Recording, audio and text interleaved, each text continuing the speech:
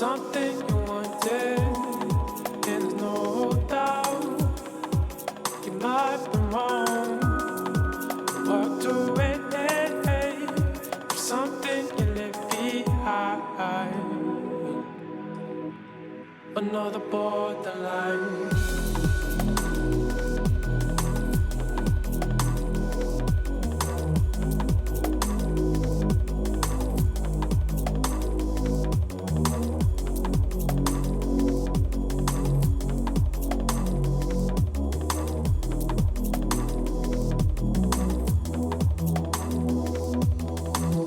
Try not to notice, I try not to go, but I keep on moving now. I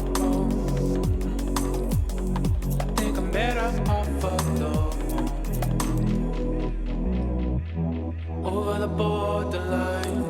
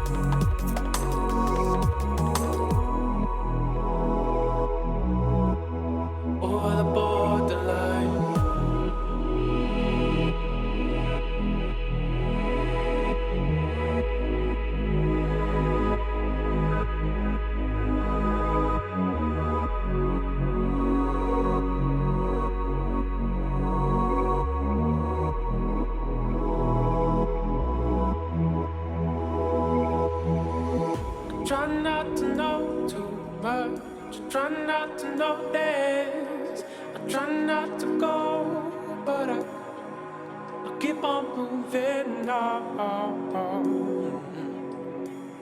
I think I'm better off alone, over the borderline.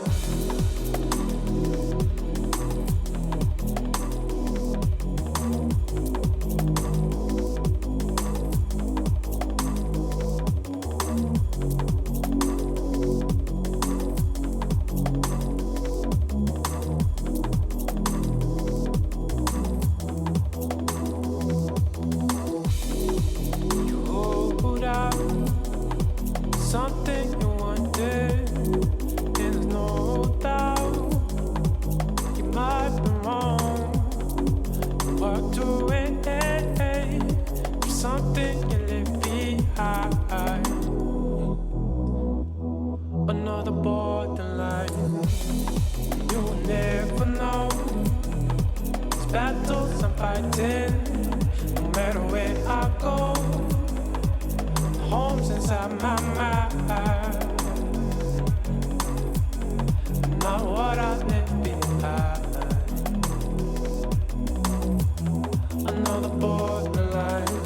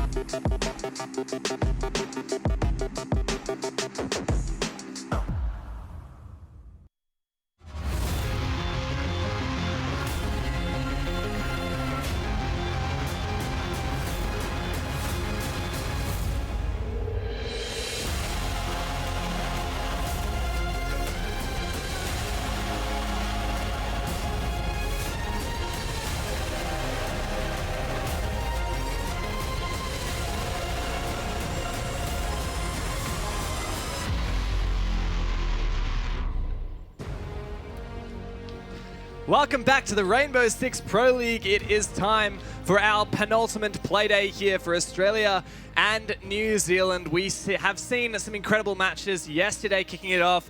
A very close contest right at the top of the standings between some of the best that ANZ has to offer. But right now, today, we have some more matches for you for an absolute scrap at the bottom. I'm Dev, and Guz, we're back. It's day number 2. This is the second last day of Season 10. Yeah, it's great to be here. Exciting stuff, and it's going to be interesting to see who's going to go to Challenger League next season. That's exactly right. We do have just a few teams left. The match that we're going to be talking about today is Sinister versus Fury. Do you want to get involved? You want to see who's going to win? You tell us, all right? Go to Twitter. Twitter, ESL Rainbow 6. That's where you can vote. Who do you think's going to win? Sinister, Fury, maybe a draw. We've already had a lot of draws yesterday. Definitely on the cards again. We bring up those polls before every match anyway, so if you think you're going to get it right, then you get a bit of bragging rights there.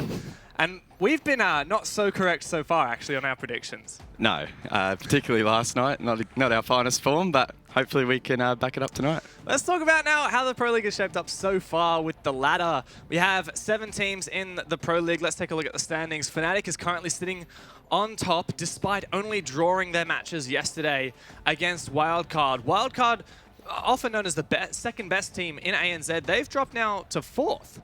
Yeah, definitely a big shake-up at the top of the standings there. Last night definitely creating some permutations up at the top, but our focus for this evening, of course, will be at the bottom. Sinister and Fury battling it out. Of course, 7th place will be going to Challenger League for the next season, so they'll be vying to jump out of that position. That's right. And you can see the matches line there. Both Sinister and Fury have actually played the least matches in the season, so maybe it doesn't quite give them credit that they are at the bottom of the standings. But after their match tonight, they'll also have another match tomorrow. Both of them have difficult opponents, Fnatic for Sinister and Oddity for Fury. So I think they really have to step it up here in these matches today. Before we move on more to talk about Sinister and Fury, shaking up the top of the standings, right? Oddity, this whole season, we've been surprised that they were actually at the top of the standings, started yesterday. But Mindfreak had now slipped into 2nd as well. Yeah, Mindfreak seemingly coming out of nowhere, really. Of course, they do have that 2-match advantage, so there is potential for them to be bumped out, but there is a very slim chance they could qualify, albeit very small. Very, very small. We'd have to see Oddity and Wildcard both lose all of their games tomorrow.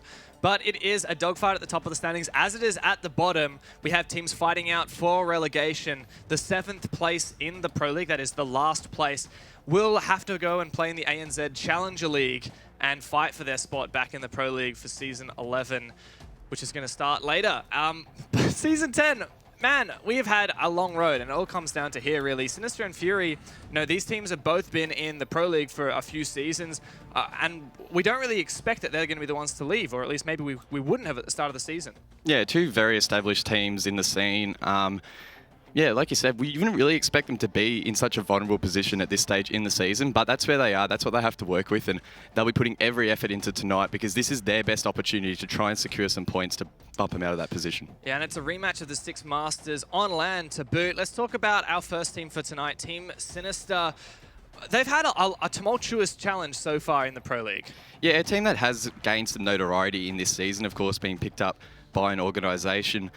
Whether or not they've lived up to the org's expectations, to their expectations, a little bit hard to judge at the moment. Of course, they are in that 2nd last position, but they have a real opportunity now to perform under pressure. We know that can be a bit of an Achilles heel for them. So if they can bounce back from that, get out of that relegation position, they'll be in a great position for the next season. And they did only get their first victory in the Pro League just last week against Cryptic as well. They've been really dragging their feet so far, and coming up against Fury, who is the next team at the bottom of the Pro League, that's really, I think, where they need to make their mark. Last thing I think we should touch on is the roster change. Mist coming in, not a player that we have seen very much of, and Fisher guy not being there, I think that's just a substitute situation.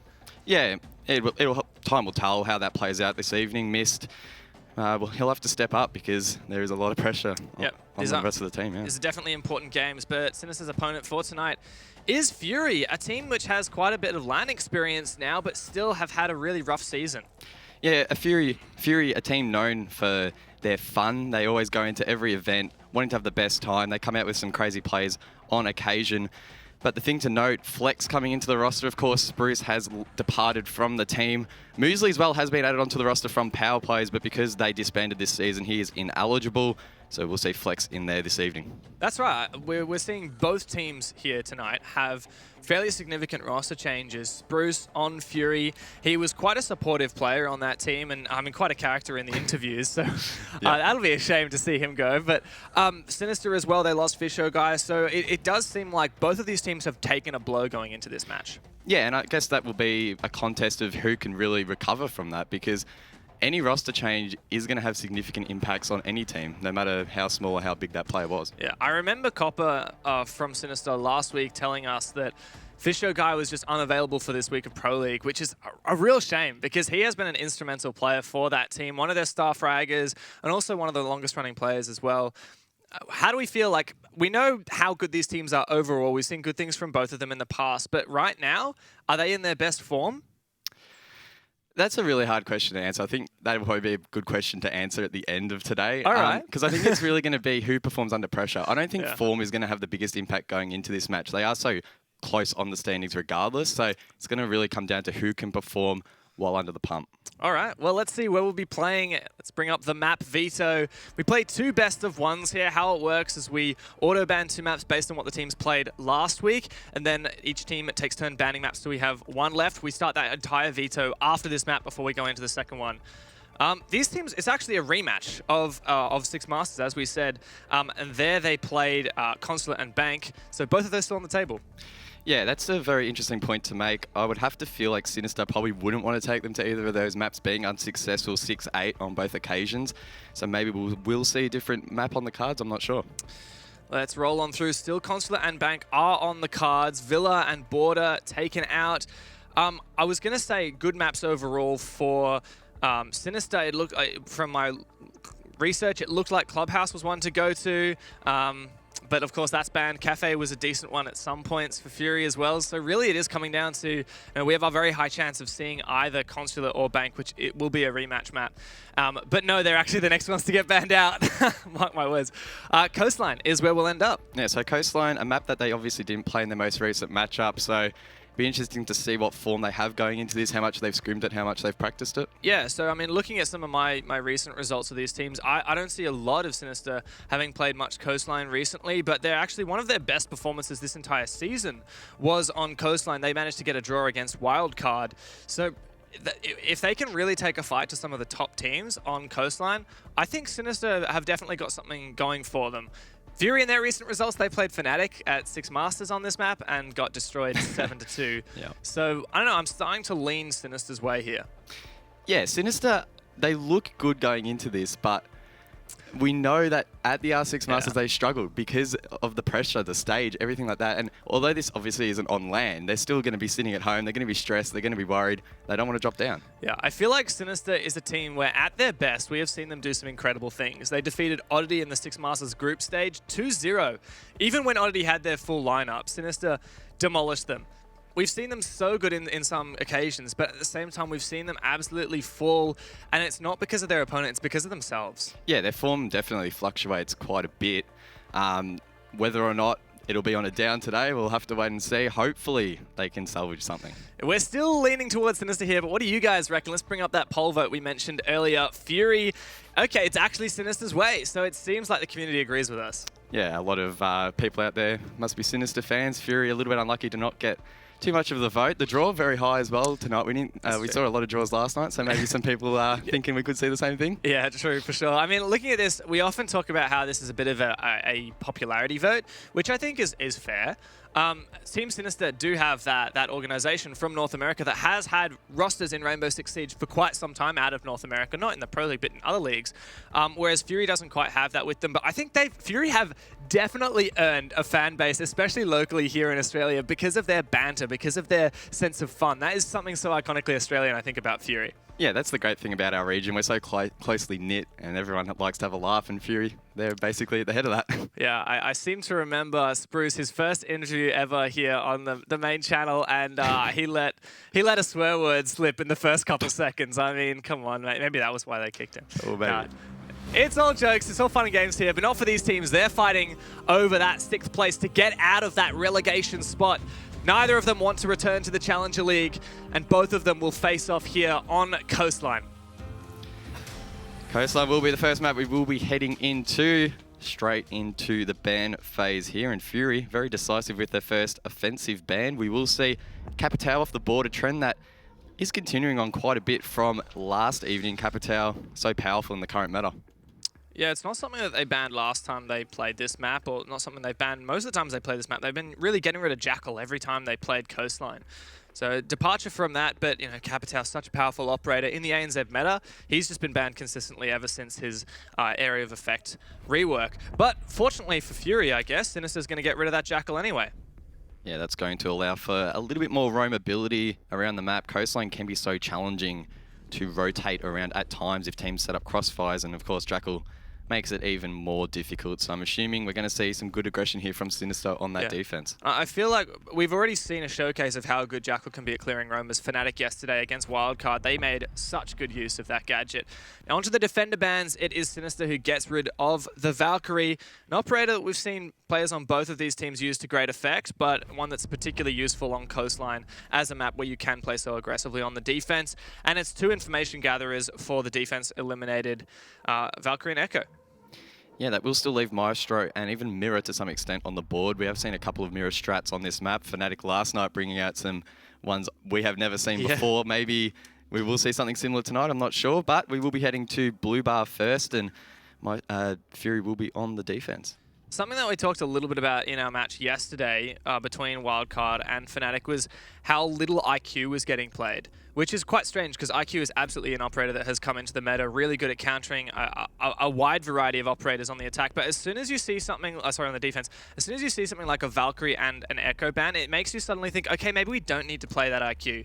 And it almost frees up your roster for a bit of a leisure pick. And in this case, we're seeing 2 flank watch operators deployed with the Gridlock and the Nomad. Imagine if Sinister really felt the need to run that IQ as well. They would not be able to afford this much alternate utility. Well, yeah, we obviously Sinister have banned Jackal, so instead of opting for that sort of defensive offense in terms of having those roamers stay away from them by forcing the way, of course they're using instead the Nomad and the Gridlock, so an alternate strategy there. But as you mentioned, they still do have sort of that maneuverability to jump onto IQ if required. Based off Fury's current lineup though, you could say that it might not be necessary. I guess Shade on the Legion could cause some issues later. Yeah, there are quite a few players on Fury who are well known as individual players to step up, and Shade's one of them.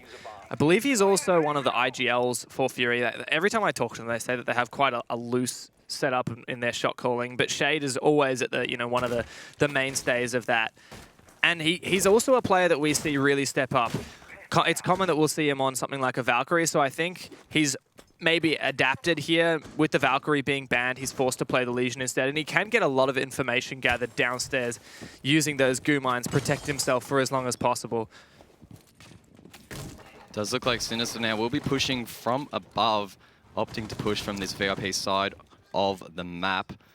Copper leading the charge on the Habana. They will have to deal with Flex here, playing the top of the Cool Vibe stairs. An interesting position from the Smoke player, using the shield to full advantage. He has 3 gas grenades in his pocket that he can utilize later in the round. It does appear like Fury are taking a very open approach to this defense. They are aware that Sinister are trying to take from above and trying to find a way to counter that rock. That's a very nice angle. Yeah, there are quite a few cheeky little tricks being employed by Fury here. I'm sure that Rock has some information being gathered by his team, but he misses the crucial C4. And he doesn't realize, but if he had thrown it just then, he could have sealed the deal and taken out that Nomad. I wonder if it was a hacked drone that he was trying to get information off of from one of his teammates. But no, he does end up missing that opportunity. Talking about missed opportunities, Flex there missing a couple shots onto the drone. That's unfortunate. His position will be revealed halfway through the round, but he's holding that position quite strongly as Warden set up on the crossfire as well. So I like this approach from Fury, trying to hold the hookah bar. Flex has now expended all his gas grenades though, and there's still a minute for Sinister to push towards the site.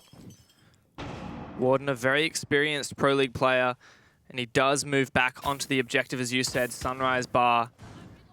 We also saw, yeah, it's actually a full default from Fury back downstairs. Flex, who was playing that aggressive position, as you said, used up all of his gas grenade utility. This isn't too bad timing from Sinister. They've taken the top floor, but something that we saw yesterday in the Wildcard Fnatic game was just how much it really makes an impact when the late round comes in and all of the defenders are still alive. That's something that could certainly work for Fury right now.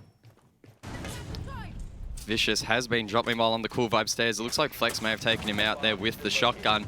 They're trying to cover his position and go for the res, but Flex wants to try and secure that kill. He gets aggressive, but not aggressive enough.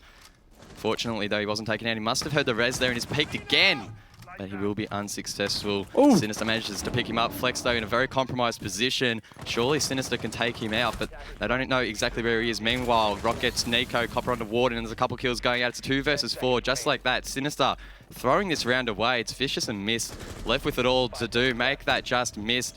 The analyst of Sinister is unable to complete the job, and Fury will take round number 1. A good hold to keep control of that objective late round. As Sinister ran out of time, they had to start pushing in. So Fury, really it was just about keeping their wits about them, holding fast, holding the angles, and as Sinister attempted to push on through, Fury were absolutely ready for that. And it was, I do feel a little bit like, it was like what I was highlighting earlier in that round. Fury kept all 5 alive, going right into the end. So Sinister, even if they can make some entries, get 1 kill, get 2 kills, that's not the full deal there. That's not everything that they need. Fury will still have players that can hold fast and refrag. Yeah, although Sinister looked like they were progressing well onto the site, they had the verticality going in hookah and in billiards. Instead of getting overly aggressive and peaking those angles, Fury instead opted, as you said, to just play passive, play on the site, and that forced Sinister into mistakes. Sinister probably quite stressed in the later stages of that round. They had to try and get something going. They had to try and force their way in towards the site, and they were unsuccessful. And I will point out again, this is Flex's first Pro League experience. He previously played for a team called Extricity, who's a very well-known team in the ANZ region. For a long time, they were known as the best under-18 team. Under-18s not being allowed to participate in the Pro League, but they are allowed to participate in the Six Masters, which is our national tournament. So Flex does have experience playing for Extricity in that. And I think graduating up to a Pro League team, it does seem like a natural progression for a lot of these players, but this is really the first opportunity that he's had to play on a stage. I mean, not a physical stage, but on, you know, on the world stage here, on a big channel with a lot of people watching him. And no doubt that kind of pressure does get to you. So I'm definitely going to be keeping my eye out on Flex, this Smoke player, because he really has to do his job. Smoke is such an integral operator. Just because he's playing something supportive, it doesn't mean he's allowed to just go through this game without finding any frags, without making an impact. Yeah, the amount of pressure that must be on him. Not only is he making his Pro League debut here for Fury, but he's also come in arguably their most important game of the season. If they don't win this and take maximum points, they're at serious risk of being relegated. So he really needs to step up here, and he just needs to relax, do what he's been recruited for. Obviously, Fury have picked him up for a reason. He just needs to do that job and do it well. That's exactly right. Now it's a hookah defense for Fury. And in a lot of ways, it's very similar to their bar hold. Keep control of this top floor in hookah and pool. No actual presence in aquarium at the moment, though, and Sinister's going to capitalize on that, moving very quickly. They'll also use Hibana to open up holes onto these east-facing walls of Cocktail, flushing out those positions at the Cocktail bar. Nice job there from Sinister. However, Fury played smart. They didn't try to contest those holes. They moved back. However, they're losing a lot of ground, and that can severely affect them. Sinister just preparing here, trying to find some intel. They need to work out where these members of Fury are, as Luna now will push up through Aquarium, starting to get a little bit aggressive here in towards Billiards, but instead opts to back out as Copper now sets up the crossfire. It looks like Sinister are trying to force Fury into corners where they can't recover, but it seems like they'll play pretty well in avoiding those areas. Rock compromised, but there we go. Copper will get flexed. Rock, meanwhile, got missed.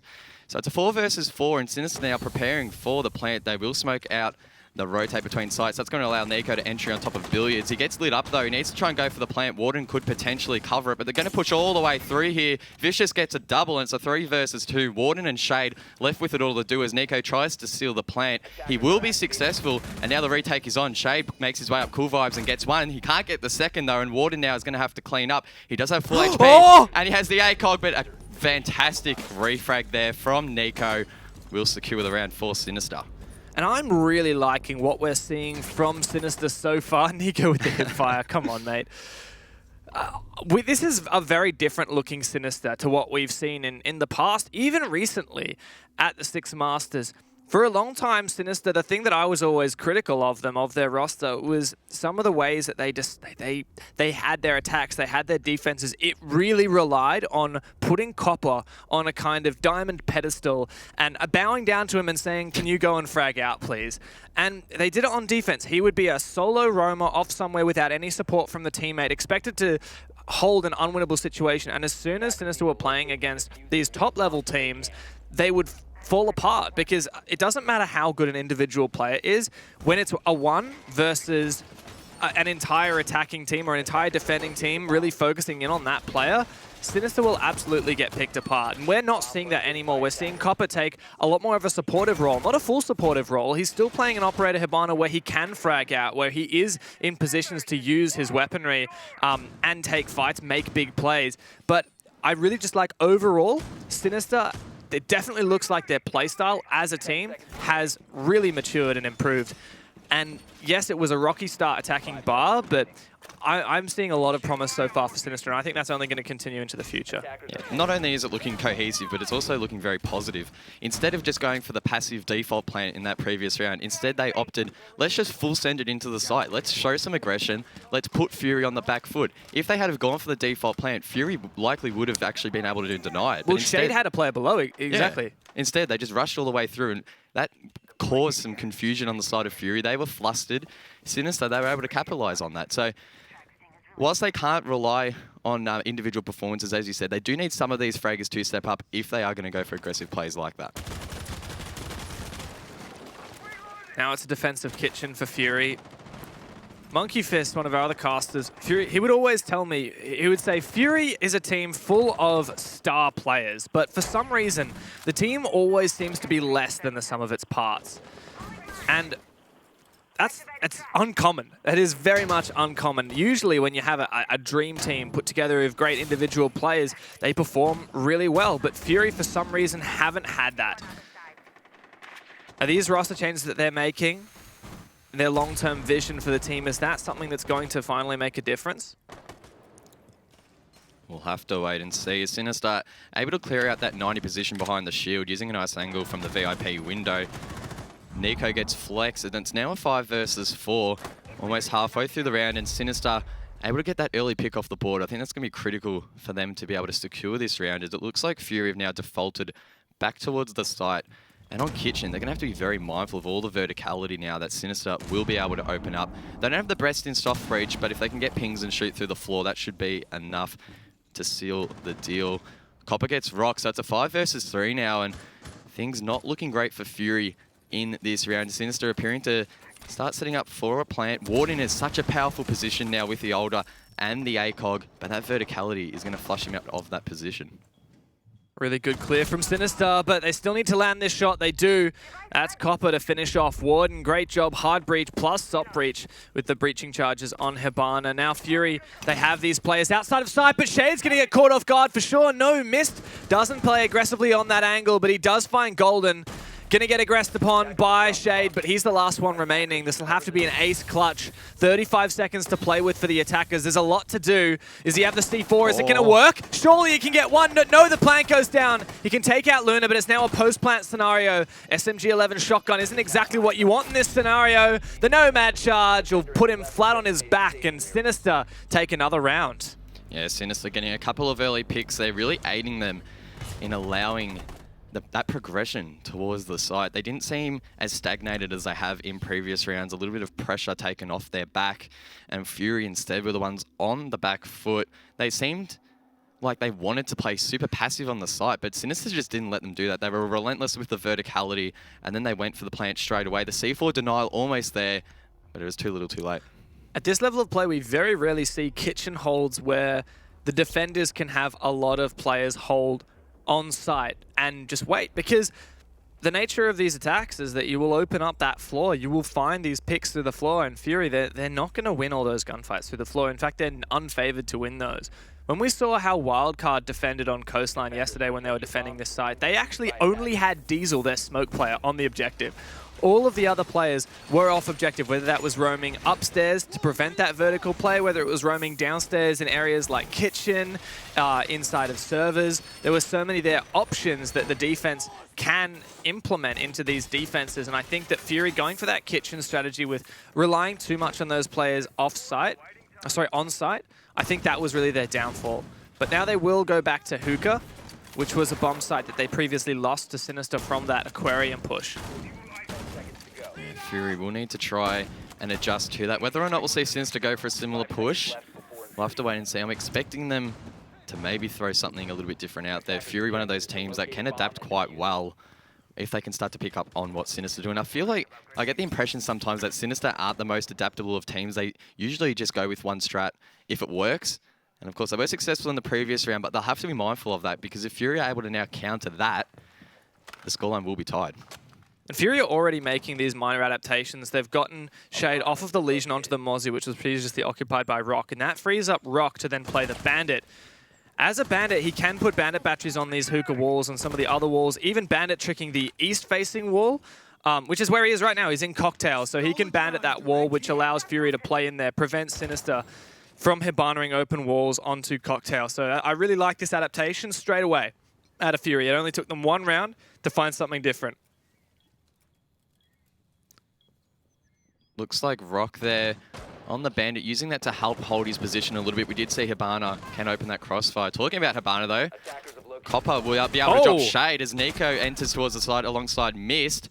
It's a 4 versus 2 just like that. Make that a 3 versus 2 as Warden gets one on the board. He gets a second onto Nico, and it's a 2 versus 2. He will be traded out, and Golden now has to flank up Cool Vibe stairs. He misses the initial shots there onto Luna, but manages to down her in the end, and now it's a 1 versus 1. Copper needs to try and get this plant down. It's probably too late now. He has many Evil Eyes holding his position as well, and Golden should be in a favourable position. Intel is on his side. The pings are going out. He could even deny the plant from below here as Copper tries to go for it. It'll be next to the hatch, so it's going to be hard to shoot him, and instead he's going to try and sneak up the stairs here.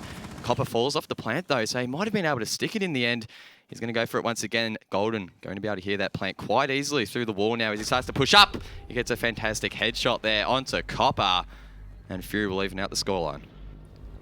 I really like those adaptations from Fury. It wasn't much, and conversely, I also like what Sinister did to overcome them. They played really aggressively. They realized that Fury didn't have all their players on site, and they pushed very quickly all at once into Hookah, 2 players, and into Pool from Aquarium, another 2 players, with one coming up blue stairs. Sinister managed to completely get control of site, but the problem is they lost a lot of players in the meanwhile. They ended up in a 2 versus 1 though, and I thought that that was a really good opportunity, but Luna, she felt like she had to keep pressuring that Jaeger on the stairs, and unfortunately that was her downfall, because her losing that fight, which she was unfavored to win really, trying to go a pistol against a 416 a Jaeger, that meant it was a 1v1. And in a 1v1, as you mentioned, there was so much information on the pool table bomb site with those Evil Eyes, it would have been very difficult for Copper to clutch that. Yeah, I feel like in hindsight, Luna will probably be a little bit upset at how she played that. She probably could have played a little bit passive and tried to force the Jaeger up the stairs. And had that crossfire, Copper could have just gone for default plant, because it would have been so challenging for Golden to go back down the stairs and get it without Luna being able to hear that anyway. So, slight misplay there from Sinister. Fury able to capitalize. Of course, the scoreline is tied now, so This is looking like it's going to be a really close game. Hope so. I feel like that's what we deserve after yesterday's. We had a really close game, and then we were met with, well, Mind Freak. They had a really good game against Cryptic. Let's just put it that way. Now, Sinister Fury. These are the two bottom teams in the Pro League right now, 6th and 7th place.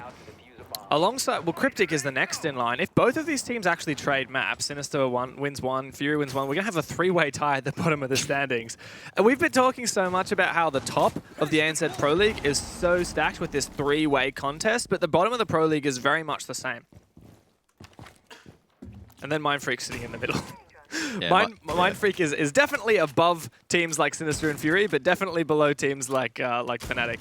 Well, according to the standings, they're not. They are currently sitting in second. That is true. Very slim chance they could qualify, Dev. That is true. Look, I don't want to count Mind Freak out yet. If Oddity and August both have really poor performances tomorrow, then who knows what can happen. We could see Mind Freak go to LAN. Sinister, meanwhile, starting to progress. 3-bedroom and above the site. We saw a pretty similar take from them previously. Lunu holding the stairs here. Shade at the bottom. He'll be very, very brave to peek that, instead opting to fall back towards the site. As we see, once again, Flex in this interesting position behind the vase, watching over Hooker. He has Warden as well for company, as Copper tries to counter this position, but he's by himself, so that could be very interesting. Warden forced back down, so Fury more than happy to just default back down to the site. Fury did so well on this bar defense last time. Sinister took just too long to clear out these roams. It took them 2 minutes, and by the time they did take control of this top floor, Fury hadn't lost a single player. It looks like they're going for the exact same mentality. Flex going to keep on falling back. He's that new player on the team. Goes all the way down, but Copper does find the entry that he's looking for. It's Shade who goes down this time around. He's taken control of the top east side now, is Sinister, as they start to make an approach. Yeah, Sinister now beginning to establish control above the objective here. They need to try and get some verticality going, push Fury out of those common positions, and then prevent them, most importantly, from being able to rotate back to the site. A couple of members now will begin to push in towards the B bomb site. Copper leading the charge, and once again, it looks like Sinister's attack just been stunted a little bit. Copper, without the intel, unable to get the shot there onto Flex. He's able to fall back once again. So Flex is just running around the map, causing so many issues. He gets a shot through the double window at Billiards. Unable to get the kill, though. He goes for the double pick and manages to down Nico. The diffuser has been dropped now. It's in such a vulnerable position, but Vicious is able to get Flex as he tries to run away, and Nico's still alive despite the gas grenade. Copper down as well, but Mist is going off. He gets a double, and Rock now in a 1 versus 5, just like that. But he is holding the window. If they try and jump in, he gets one. He gets a second. Can he get the third? Not quite. He just misses the shots there. Vicious goes to the plant, and the coverage should be there from Luna. This time, hopefully, she'll play a little bit more passive, but the shot through the little barricade there will drop her.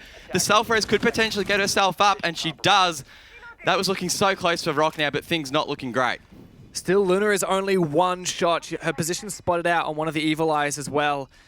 And she gets finished off by the Leisure Mine. This is so good for Rock. Could be a 1 versus 4 clutch. Essentially a 1 versus 5 here as Copper was down to Vicious. This is where the pressure starts to mount. C4 doesn't work out, and the Nomad charge pushes Rock back, but he knows he has time. More pre-fires through the wall, but surely Vicious can win this. Rock only has 10 rounds left. He has no information on where Vicious is. He'll just go for the wait, and it doesn't work out. Vicious, thank goodness you saved that one, because Sinister, my goodness, you would have been terrified. If Sinister lost that round, that would have been classic Sinister. So falling classic. under pressure. A 5 versus 1 scenario, and they almost lost it. 2 people died to Legion Mines in that round. Bring the IQ. 2 people died to Legion Mines, and one of them died to this monstrosity. Easiest double kill of his life, Rock saying. But unfortunately, he couldn't make that clutch work. It was very close. And those Legion Mines, man, Shade had such an impact there. He's got 2 kills just from the goo mines themselves. Wow.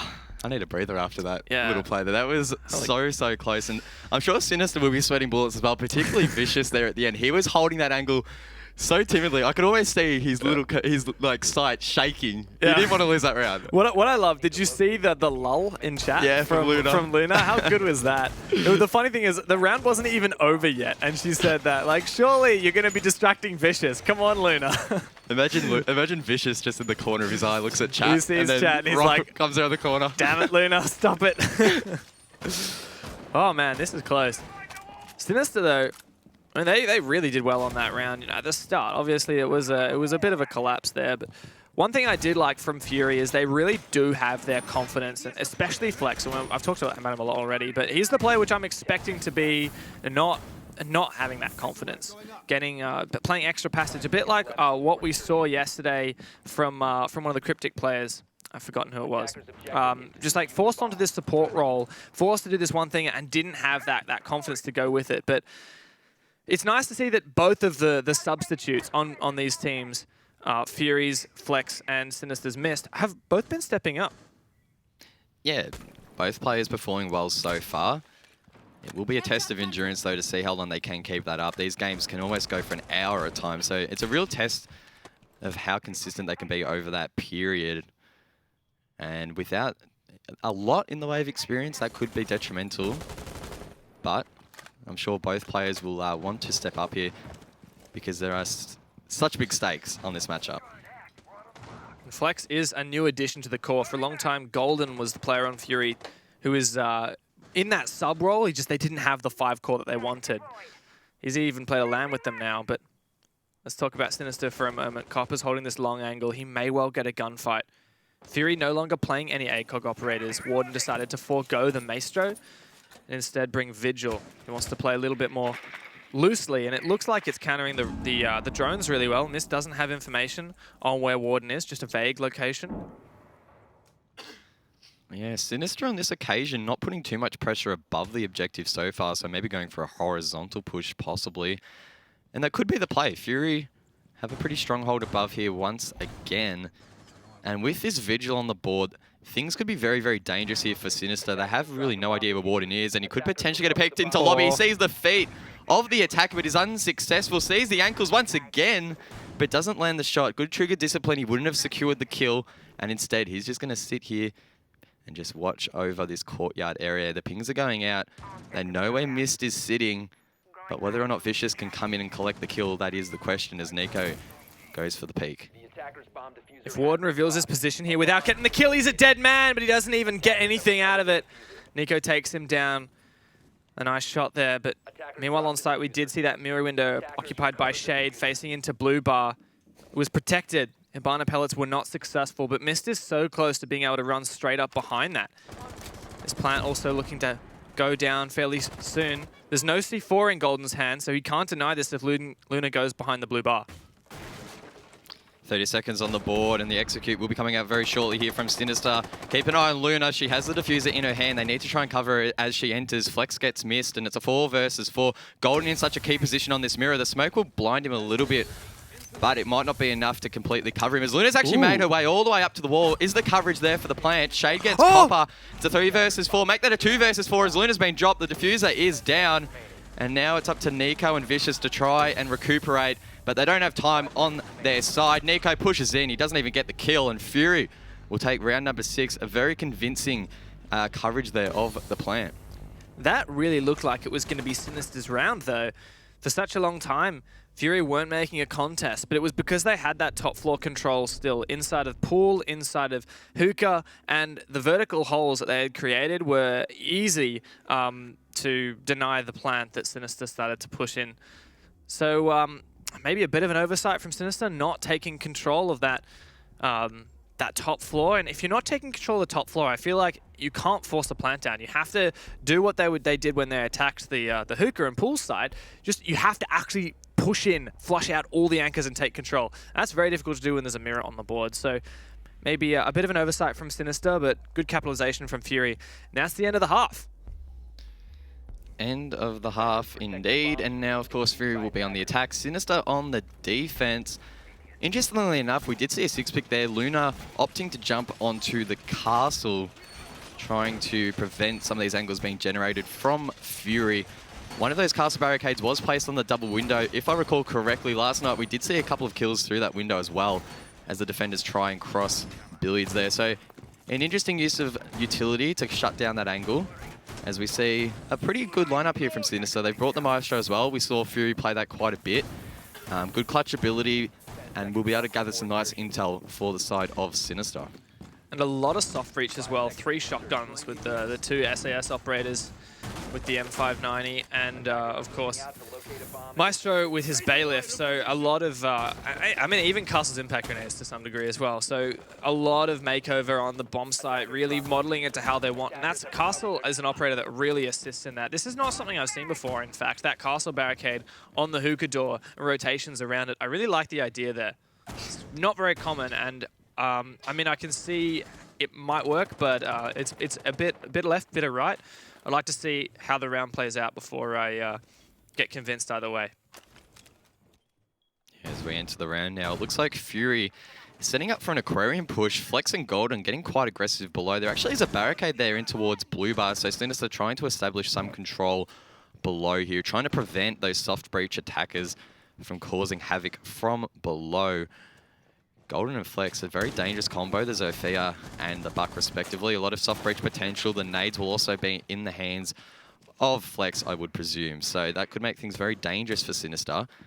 But Rock here as well, holding the cross. So it looks like there's multiple members of Fury here, holding angles below, trying to flush out members of Sinister that aren't actually there. This is not a rappel you see every day. A very dangerous one for Shade, but it will get him some good angles onto that pot plant hallway near Vase. Rock does spot him out. He wants to drone for him, but Copper just shuts him straight down.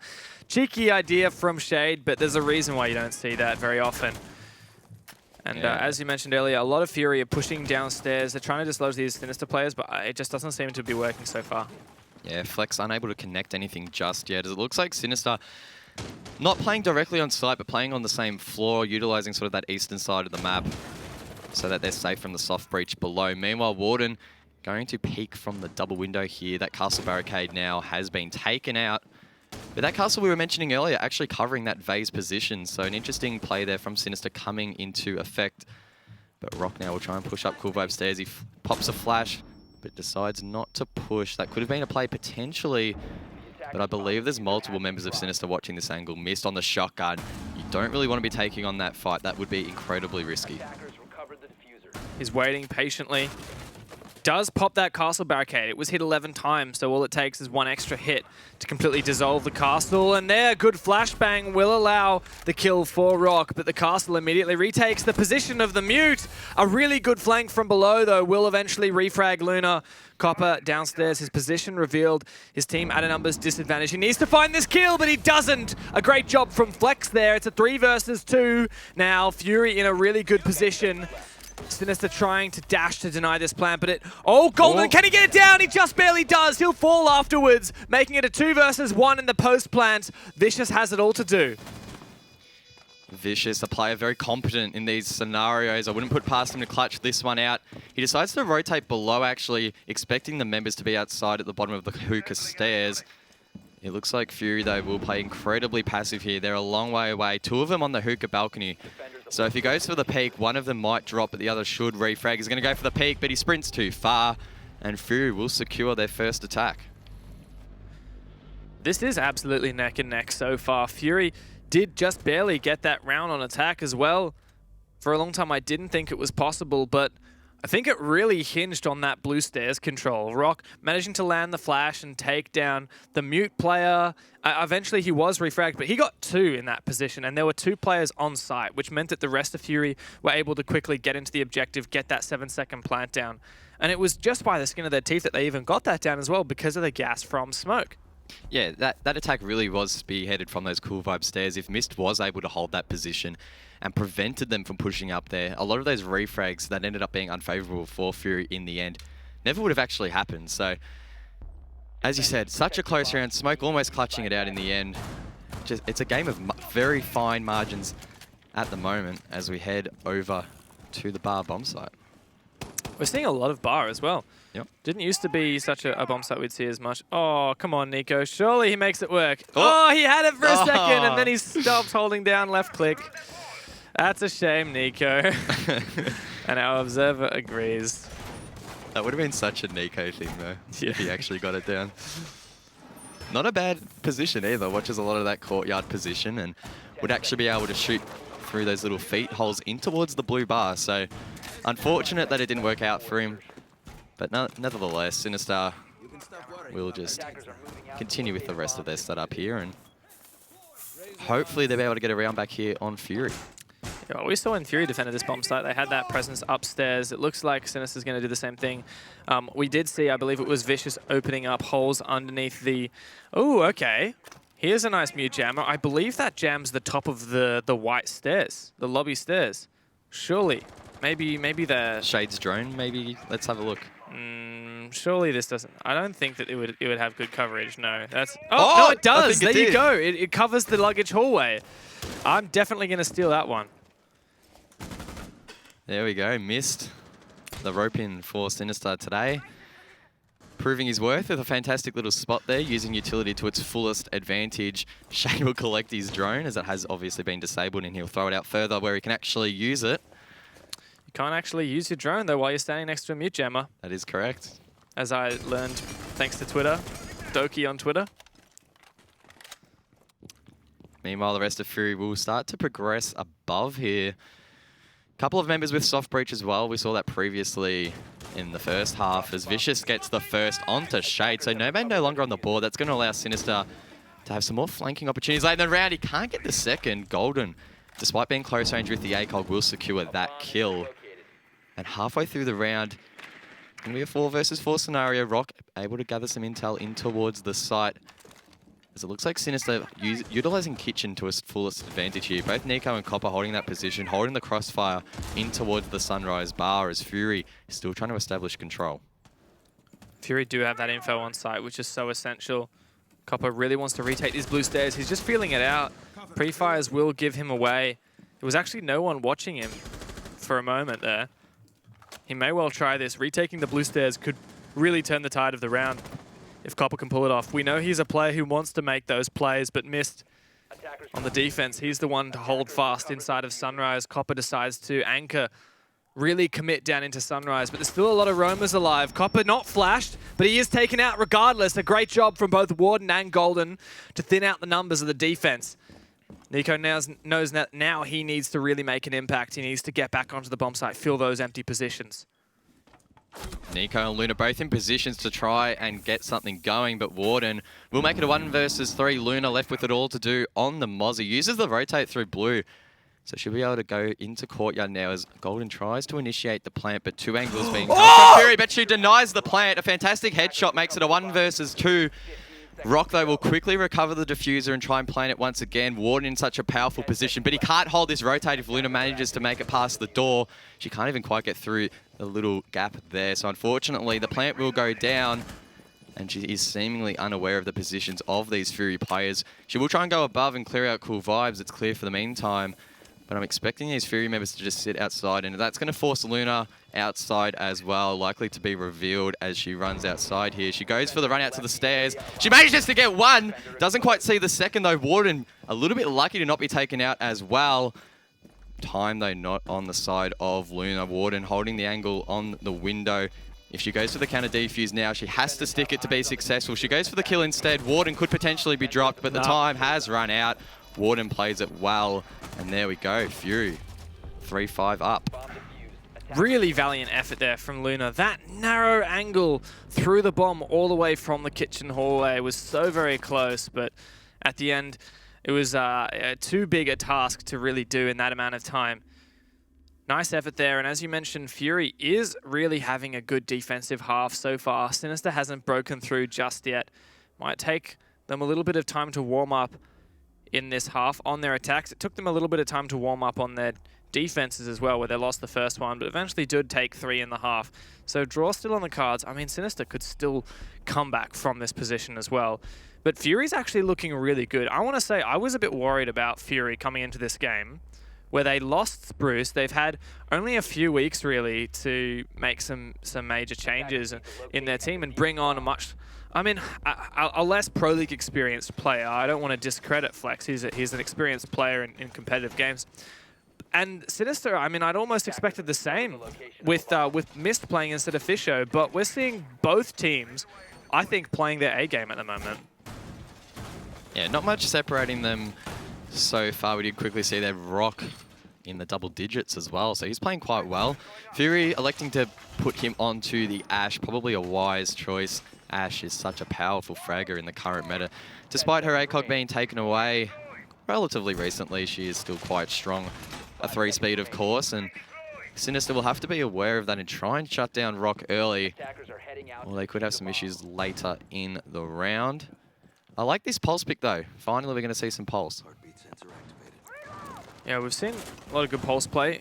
Information gathering is paramount, and the two big information gatherers, the Valkyrie and the Echo, off the board. We've seen Mozzie taking a lot to replace that, but the Pulse gathers information, but it's only got that really short range, which I think is the biggest issue with it. But Mist can still get that information through the walls onto these players, even the hard walls. That's really where Pulse specializes.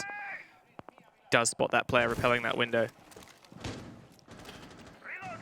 Mist just playing safe at the moment, giving the call out there onto Shade, who is repelling on the southern side of the building. Warden, meanwhile, will actually drone out Mist, so he'll probably have to rotate as Flex and Warden, both pushing in through the offices. That could potentially put some more pressure in towards the blue bar area. But look at that, 3 members of Sinister holding that position, and this is going to be challenging for Fury to take this on. So few players on the objective right now for Sinister, but Fury have been getting a lot of information here. They spotted out quite a few of the players here in the bars. Of course, the site is Kitchen, where we only saw the smoke playing. Warden wants to find this Ango just narrowly. He might not find a thing, and he sees the Maestro for a second, but he doesn't realize. Gets punished for it, and now Sinister may well be able to finish him off, and they do. Good shot for Luna. It's evened up now in the numbers. Still this purple bar control from Sinister held fast. But if Fury read into this, they can just target the objective. Golden there, just seeing the tip of the gun of the player behind the main bar there. Flex has been given the call, but can't get the shot as Nico drops Golden. It's a 3 versus 3. Flex in a bit of powerful position here. Manages to get one. Could potentially get a second here onto Copper, but just misses the shot. Shade needs to come in now and try and clean this up. Copper in such a dangerous position if he's left to his own devices. The ADS will block the grenade from taking him out. Instead, Flex is going to go for the peek. He misses the initial shots. Fury just needs to collapse on him. There's 3 members there to do it. And there we go. Vicious now the last one left alive. He needs to clean it up. He's in a very compromised position as he tries to cross. And there we go. Fury clean up round number 9. Fury are looking really good right now. They have had a slew of good rounds on their attack. Haven't dropped a single one just yet. They've guaranteed themselves minimum a draw here.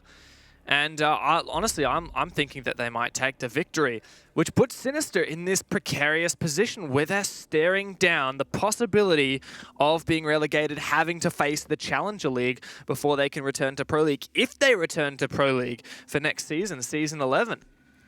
Yeah, there is some fierce competition in Challenger League, a couple of up-and-coming teams, but I'm sure that won't be on the forefront of Sinister's mind at the moment. They need to just work hard and try and grind out a draw here, because losing 3 defensive rounds in a row, that's pretty demoralizing. Even if they manage to lose this map, I can't help but feel it's going to have a mental effect on them in the next map. And we know that sometimes they can struggle under pressure, and they're not going to be under any more pressure than possible in the next map if they manage to lose this.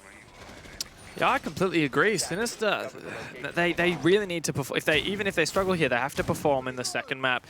And like you're saying, the mental game really is a factor that historically has affected Sinister. I hate to say it, but it has. Sinister against Oddity earlier this season, or it might have been last season, I think. They got 1 versus 5 by a Caveira on when they had full site control, and they absolutely threw it away. Sinister is a team that, unfortunately, when the other team starts to get in their heads, they absolutely start to fall apart. So they really need to hold some of these defensive sites. They've tried 3 so far. They're going to retry this Kitchen, the same objective that they just tried when they had that really hard Sunrise hold. It looks like it's a much more safe on site kind of hold. But we saw how that worked out for Fury when they tried this on their defense. Give you a clue, it didn't work out for Fury. They tried to play on site. The attackers open up the floor above them and pick them apart. Yeah, Sinister have to walk a very fine line here. They don't want to do anything silly, but at the same time, they can't just hurdle the site and play ultra passive, otherwise Fury are going to be able to capitalize on that. Missed under the pump already here in CC. Warden should be able to clean him up, but he just misses the shot. That would have been a fantastic entry there. But Mist is able to get away with his life, and he just needs to run away here. Just get away from this. You've only got half HP. You could be used better elsewhere. Instead, he's going to hold this angle and expect Fury to peek it. But they're not too concerned about that. They're going to start pushing in towards Blue Bar here and get control of that kitchen door. Flex under the pump a little bit here, but Fury has plenty of time on their side to just clear this out methodically. I really like the setup from Nico as well inside of kitchen. Standing on the raised platform, he has a raised hole as well where he can peek all the way out into courtyard. And with holes in the Blue Bar wall, he can also peek through there as well. And that's where Flex took a bit of damage. And because of that pressure there from Sinister, Fury are going to have to completely forego Blue Bar. Nice angle here from Golden, but probably not as aggressive as Fury really need at the moment. They need to start establishing control because Sinister, in some interesting positions here, able to sort of just hold them back here and put some doubt in the back of the Fury members' minds. Shade, though, will try and get something going. He doesn't have any air jabs left, so not exactly sure where he's placed those. Hopefully in positions where Sinister will not be able to flank him as Rock will put pressure on the kitchen window. Just misses Luna as she crosses in towards the rotate. Once again, Fury unlucky with their timing, though. Warden will get Copper. So that's a Jaeger off the board, a very powerful defensive operator. Nico's still in this aggressive position, but he is taken out by Golden, completely exposed to Sunrise, and Fury had taken that control. This is match point for Fury right now, and they're in a 5 versus 3. There's 40 seconds remaining, and most of the Sinister players are hiding on the objective. It's really just a matter of time until Fury begins their collapse. Will they try to force this plant down? They now have kitchen control, and Warden getting that diffuser planted. 3 Sinister players left, and 2 of them are now off-site. They're definitely not going to deny this plant, but can they retake? The numbers disadvantage, everything working against Sinister right now. Fury in an incredibly powerful position. Sinister looking a bit flustered, but Luna will get something going. Golden off the board. Mist, however, will be taken out, so it's a 2 versus 4. Luna and Vicious left with it all to do. Such strong fraggers in their own right. Luna doesn't even see him on the table, but eventually drops him, secures her double, and it's a 1 versus 3. She needs to go biggie, but it's not enough. Fury will take round number 10 and successfully take Coastline. A flawless slew of attack rounds for Fury. We were worried about their current form. We thought Sinister were to take this game, but no. It's Fury who steps up, and they have a flawless head-to-head record in recent times against Sinister, looking to continue that into map 2. Sinister really under the pump now, looking like they're on the brink of being demoted to the Challenger League. It's a bit of a worry, isn't it? Yeah.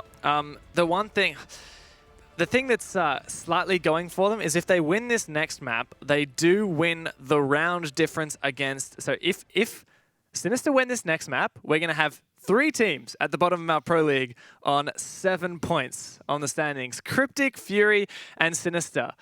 And depending on the result of this next match, one of these teams will be ahead based on the round difference, but Sinister does have the round difference advantage over Cryptic. So if Sinister win this next game, it's entirely likely that neither of these teams will get relegated and go to Challenger League. It'll be Cryptic.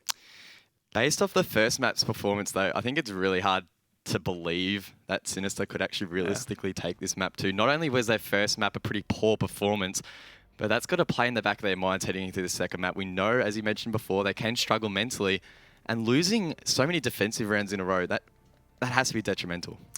Yeah, well, Fury, I think, had the advantage in the first poll that we did What do you guys reckon is going to happen for the second game? ESL Rainbow Six on Twitter is where you can have your say. Which team is going to win map number 2? Sinister or Fury? Will we see a draw? For a long time, it looked like the draw was possible, and then Fury started on their attacks, and they just didn't stop. It was 4 straight attacks. Yeah, at the switch of the halves, Fury came out like they were a new team. They completely stomped Sinister. They looked pretty flustered on the side of Sinister, and Fury they didn't look like they were at the bottom of the table. They looked quite efficient in their attacks, and Sinister didn't have an answer.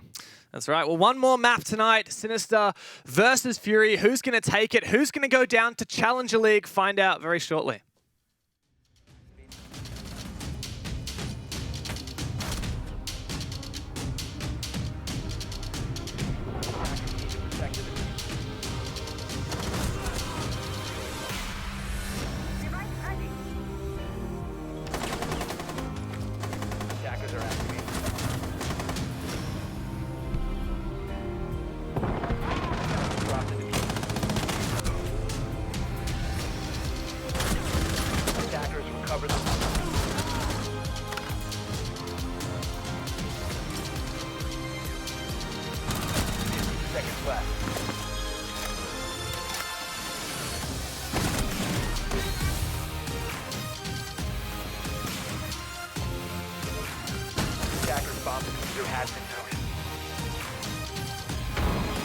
Defender has left the area of operation.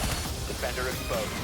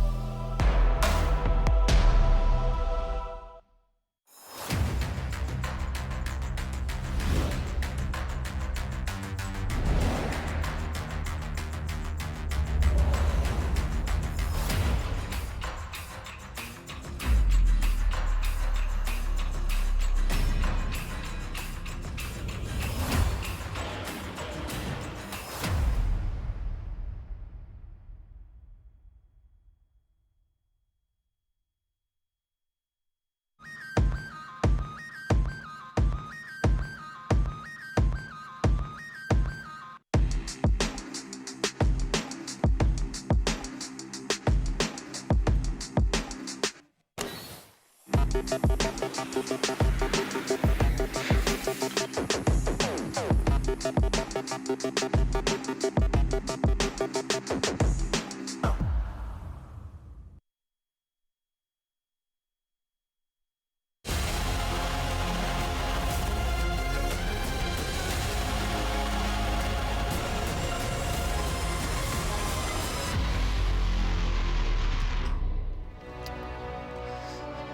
our last map for tonight in the Rainbow Six Pro League Australia-New Zealand edition. Here it's Sinister versus Fury after a pretty nice map number 1. We had some highlight moments. We're back for more here, and Fury's hungry for it. I'm Dev. Guz, it's been a good week so far, I feel. Yeah, it's been a good week so far. Super week, of course. 3 play days in a row to work out who will be going to the APAC LAN finals. But tonight, we're more so focused on the bottom of the standings, aren't we? Both these teams on the brink of relegation. That's right. So, who do you reckon is gonna win and go to those APAC finals? Not these teams, I can tell you that much. But it could be Fnatic, it could be Wildcard, it could be Oddity, it could even be Mindfreak. We know a lot of the teams from the Asian regions that are going to be there. If you're in Sydney, even if you're not in Sydney, I highly recommend you come to the APAC finals on October 19th and 20th here at the ESL studios.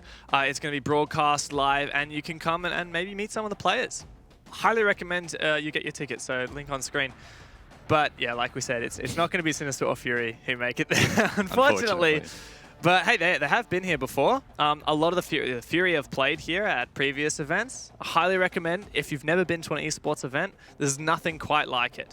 Both of these teams did make it to the Six Masters finals at MEO, where they faced each other. And Fury won that 2-0 on 2 close maps. Well, we haven't had a close map so far. Map number 2, we were saying our predictions are already wrong. Yeah, me and you both thinking Sinister would take this evening 2-0. Of course, they're 1-0 down at the moment.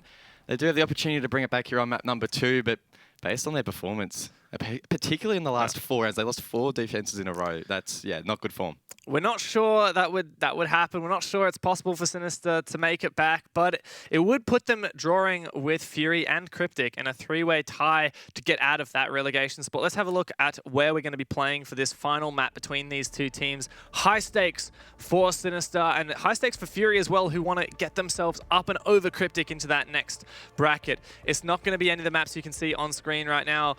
Consular is vetoed out by Sinister. That was one of the maps that they played against each other on LAN, actually. Yeah, that will be the case. I'm thinking we might see a cafe, I reckon. That's what I'm thinking. That's what I'm hoping. Okay. That was meant to be their 3rd map at the Masters. Unfortunately, we didn't get there because Fury run 2-0, but I feel like it is going to make it through the ban phase here. Well, Sinister lost it only narrowly last week to Cryptic. Clubhouse is also still on there, which is the map they won against Cryptic. So if I'm Fury, I'm probably banning Clubhouse. And no, we're actually going to Clubhouse. So it was a decision between Cafe or Clubhouse for Fury. And just, despite winning earlier in this season against Fnatic on Clubhouse, Fury don't want to play it because they got smashed on Cafe at Masters by Fnatic. And now it's time to go to Clubhouse.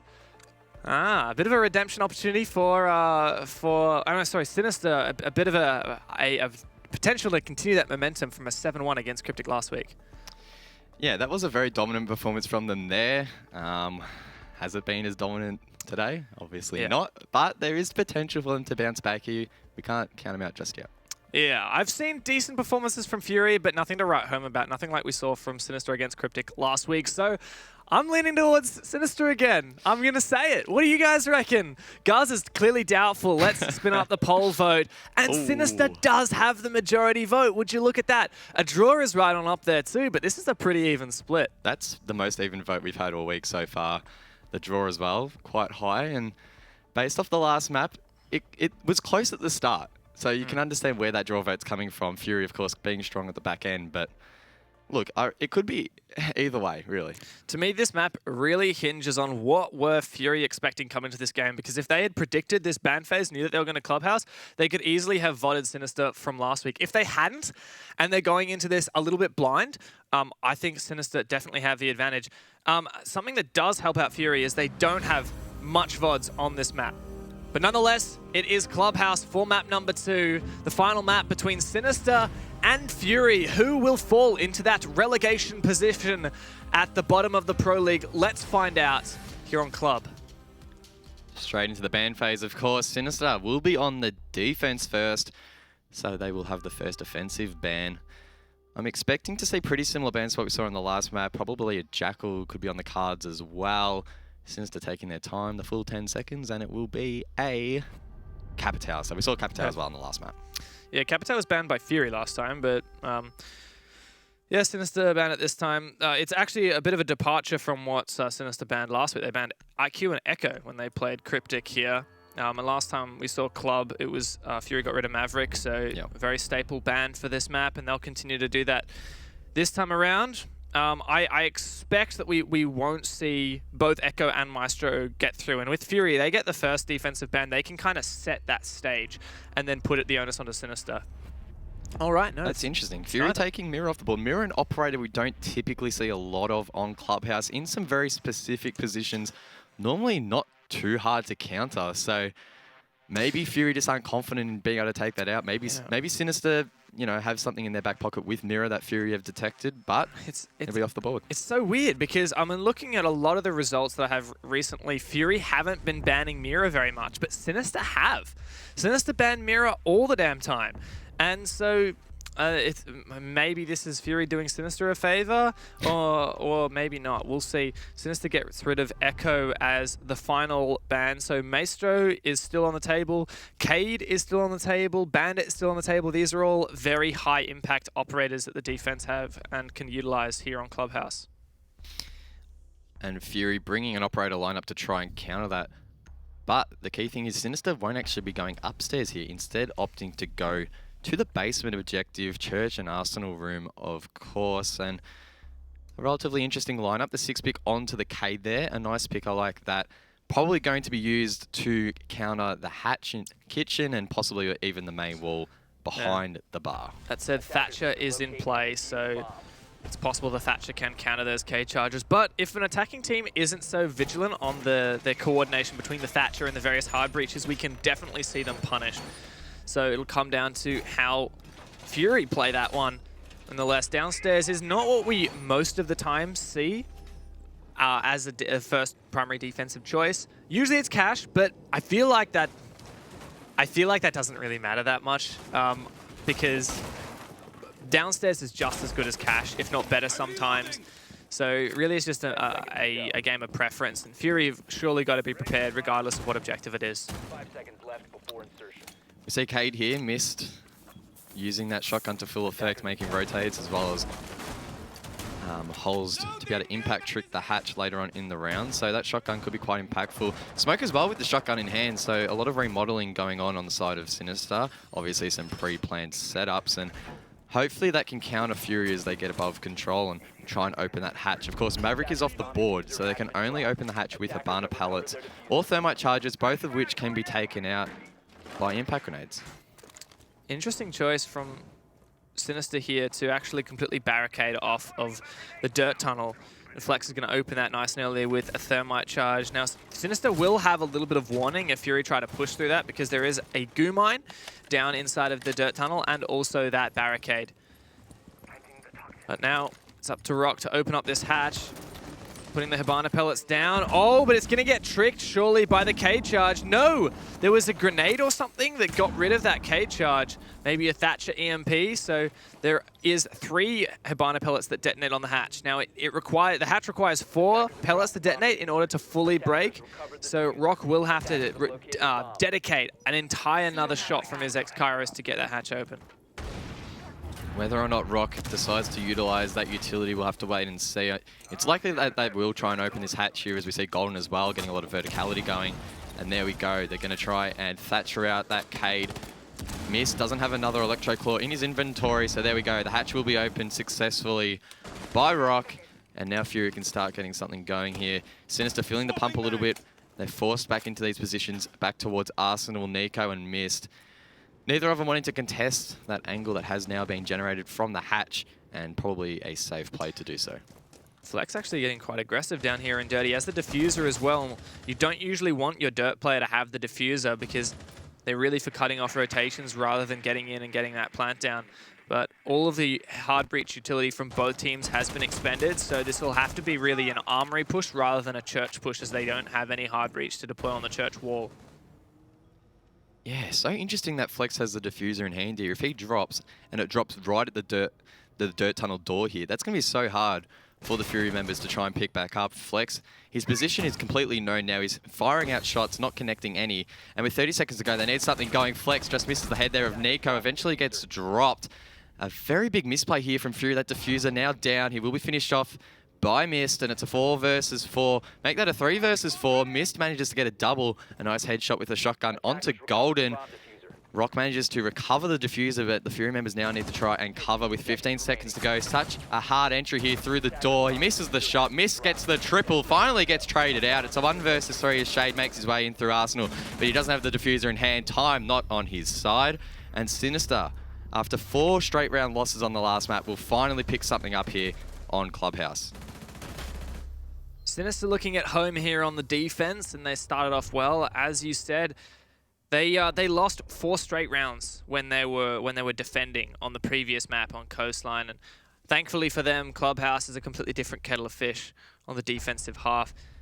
We talk about what went wrong for Fury there. Of course, there was what we highlighted about the diffuser being carried by Flex in Dirt Tunnel. That I wouldn't pin the whole round on that, but it was a bit frustrating to see that happen to Fury. What ideally I would have liked to see is Fury needed to, one, dislodge some of those key positions. The one of them was behind the armory case near the AK rack, and the other one was on that green box that near the connection between armory and blue. And that was where Mist got 3 or 4 kills. That was hugely impactful for Sinister, and Fury needed to disable those positions, and I think they needed to drop the hatch, honestly. I think we needed to see them either go from the hatch or from the main stairs into Armory, because trying to really use that dirt angle, it didn't work out. And that TCSG slug shotgun that Mist was wielding proved to be far too powerful in his hands for Fury to overcome. Yeah, that play from Dirt is one we often see come late in the round, normally with a 3-speed to be able to swing wide and get kills on known positions, but instead having the diffuser in the hand of Flex there, put him under enough pressure to only half peak angles, not really dedicate to it fully, and it cost them in the end. However, now we will see Sinister to the more common, I guess, bomb site in Cache and CCTV upstairs here on Clubhouse. Fury, though, should be able to get that main wall open, such a critical part of this objective. They have 2 hard breaches in hand, as well as Thatcher, and even Zofia, who is commonly now used to try and counter any sort of bandit trick. Sinister, though, won't be bringing bandit. He is on the board, but instead electing to go the Cade. Yeah, and the bandit trick is something that's fallen a little bit out of meta on this bomb site because of the use of the Zofia trick to counter it. So we will see the Cade deployed from below. It does seep through and have that electric effect on the remaining reinforced part of the wall, but that's not really going to have much of an effect on Fury for the rest of their attack. Yeah, Mist seemingly a little bit late there placing the charge. It does take a little bit to deploy, and unfortunately didn't get the intel in time to place it early. So Fury now in an incredibly advantageous position. 1 minute into the round, and not only have they gotten the main wall open, but now they will try and get the garage open, but it's actually been tricked there with an impact grenade as Golden gets Copper. So Copper not having the best of times here on the Jaeger, unfortunately. And that's going to be a lot of gunpowder on the side of Sinister taken out. Yeah, and a huge up for Fury is that they have now cleared out... Oh no, they've cleared out top garage, but not bottom garage. They still have to deal with that Cade downstairs. And that's really where I believe the problem will be fronting Fury. A lot of presence downstairs, and if they're not careful, that will come back to bite them in the bud. Garage control tends to be so essential for this bomb site. Mist has been so good this game. Gets another kill for himself, holding in garage. And unfortunately, Fury do lose a player to that disconnect as well. That will make it a 3 versus 4. Mist was in a very sneaky position there inside of garage. Manages to pick up Rock. So although he missed that Electroclaw on the main wall, he's making up for it with frags. Water, meanwhile, sneaking in towards Cache. Sees the gun there of Nico. He tries to pre-fire around the corner. Warden hits a couple shots, not enough to down him. And there we go. Warden and Golden, the last 2 left. Warden left with it all to do as Mist secures the triple, and things not looking great here for Fury as they try and salvage the round. 1 versus 4 for Warden. Mist has been so good this round so far. Surely he cleans up the last one as well. Just the cherry on the cake. Warden is the last one remaining. Mist isn't getting overzealous with it, but Warden does find his head. It's a 1 versus 3 now. Still not really doable. What can Sinister come out with? And there you go, another round win here on this defensive cache. Yeah, decent performance there from Sinister. Luna cleaning up with the final kill. And Mist coming in today and managing to clean up quite well there on the second round. That shotgun can be quite difficult to use, but he's proved that he is quite efficient with it, both in round 1 and number 2. Yeah. Huge impact kills, and also impact plays, not just the kills, but that impact grenade to destroy the thermite charge on the garage wall. If that thermite charge had been allowed to detonate, he wouldn't have been able to play garage anymore.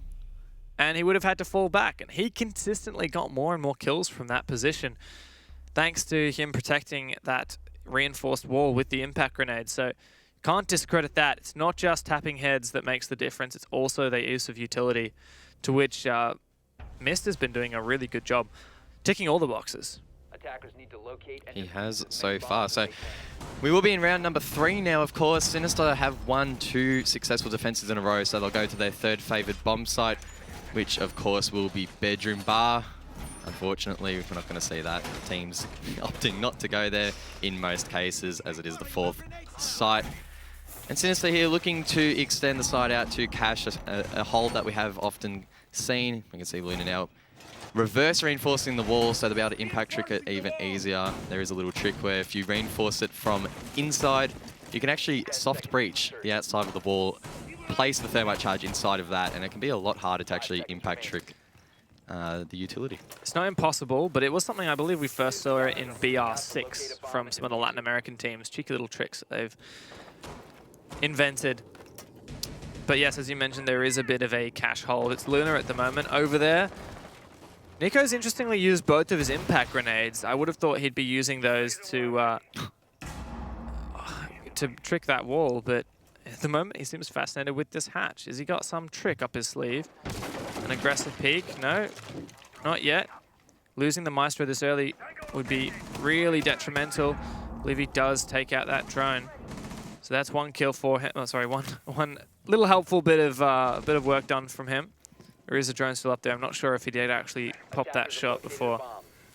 And that external wall of Jacuzzi is opened really early without that much contest. Great job from Fury. Yeah, Mist electing not to try and bandit trick that wall, but he gets a kill there onto Flex, so Thermite off the board. That means he won't be able to rotate back over towards Cash and get anything going on that side. So now Fury have to basically dedicate all their manpower now over to this gym side of the objective. Sinister, if they are aware of that fact, they should be rotating now outside of Cash. They'll have pretty good control of that area. Construction, such a choke point, should be pretty easy to hold, but Warden has progressed towards the site. A Claymore will go down to cover his back.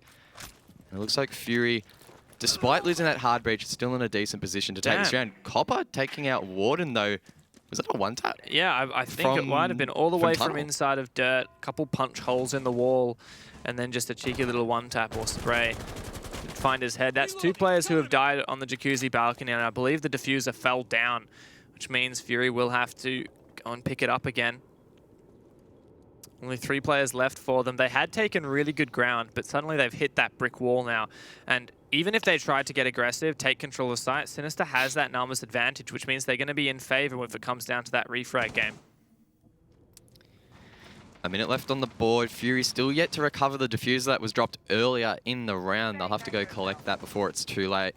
And they forget. Shade meanwhile drops inside of Logi. He progresses quite aggressively. No one aware of his position. He gets 1. Copper gets Rock in the meantime. It's a 1 versus 4 as Nico secures a kill as well. So Golden has finally collected that diffuser, but not in a position to hit any refrags as he did so. So now he will be forced to push inside of Jim. Shoots through the connecting wall. Won't connect a shot though, and things not looking great. He gets a really nice flick there onto Luna, using the ACOG to full effect, but unaware of these player positions. The ACOG as well, blocking his vision to the left here significantly, so he needs to try and hit some nice pre-fires to have any chance of securing this. But things not looking favourable. Barbed wire as well on his way, slowing him down. And Sinister, they're quite content in just sitting here. They're not going to peek Golden. nothing in it for them. They have time on their side, though. Copper will get aggressive. Another player is like getting aggressive as well. The shotgun and Golden Aces drop him. Sinister, what are you doing? Just play passive. They will secure the round. But 2 kills at the end there. Just the Sinister jitters, Dev. What is going on? Why are they peeking? I mean, like, at that point, it was really unlikely they were going to lose that round, but it doesn't need to be done, man. They don't need to peak that. They really don't.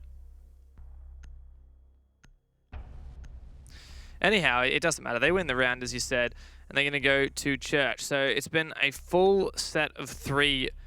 I like to call it around the world. It's not quite because we haven't seen Bar yet, but Sinister have defended the 3 bomb sites that they need to. And all you need to do now is just loop that one more time, and you've got a flawless half. It's quite a contrast to what we saw with the first match, or the first map rather, of this matchup with Coastline Fury. I mean, it was neck and neck when Fury were on the defense. As soon as Fury flipped over to the attack, Sinister didn't get anything. And we're not seeing that at all here. Fury are struggling on their attack. I mean, of course, Clubhouse is a very different beast. Attacking Clubhouse, very different to attacking on Coastline. But this time around, it is Sinister who are taking that lead. And it's certainly something that I think could help spearhead that momentum. We talked about how much the momentum can have an impact for Sinister. Yeah, Sinister looking like they've been able to come back from that map number 1. They haven't let it affect them too much. Of course, they are in defense, and it is Clubhouse, so it is a favorable position. But being able to win 3 unique sites in a row is no mean feat. So I'm sure they'll be content with that so far. They need to just keep the momentum rolling, though. Once Fury start getting rounds back on Sinister, that's going to be the real challenge. That's going to be the real test of their mental fortitude. If Fury start getting back into this game, Sinister, they need to hold that confidence. They've looked confident so far, but we know that sometimes that can disappear. Shade, meanwhile, getting aggressive, drops Blue. The flash will momentarily make his screen wide. He gets quite aggressive. No one inside of Blue, no utility. Mist, fortunately, gets the kill. That could have been super messy. Doesn't follow it up with the second, and Rock will secure that one. It's a 4 versus 4. Fury have control of Blue, and Sinister completely unaware as Warden gets vicious. And there we go. Rock's already made his way inside of Arsenal. Where are these Sinister players? They appear to be off-site. One inside Armor at the moment. And there we go. Rock managing to drop that player. Leaving it all up to Luna and Nico. It's a 3 versus 2 effectively. Oh, from clever. above. Nico drops Rock. But it will be a 2 versus 2. Luna and Nico left with it all to do. But there are 2 minutes on the board, Dev. Lots of time to play with here. Yeah, only 1 minute's gone down. And Fury looked at this Sinister heavy roam. Even the hatches were opened by Sinister, so they made those rotations downstairs. But Fury decided to target the bomb site, and it worked out well for them partially. Fury don't have the diffuser yet on the ground, and they're still retaking. Sinister have a perfect pinch opportunity now if they can locate these Fury players. Oh, that's a nice little impact grenade, and Luna has 1 left as well to make an opening for herself. Both of the Fury players have taken very, very low on HP, and surely this is the round for Sinister. Nico finds 1. It's a long-range angle, but now it's a 1 versus 1. Surely the SMG-12 isn't the play here. And Warden gets the shot. How does he make it happen? L85 just too good in this scenario. Warden, a 1 versus 2 clutch. Fury should not have won that. Their HP was so low. They had the intel on that final player, but it wasn't enough. Warden coming out strong there. Finally will secure the first of Fury's round wins on the attack. And Sinister would be a little bit shaky after that one. A winnable round, no doubt. Unfortunately, they weren't able to secure the deal.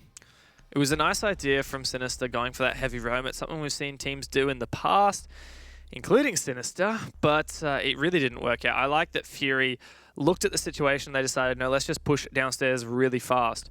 But that wasn't the end of the story, because Sinister absolutely met them with contention. They found the opening frag and moved forward from there.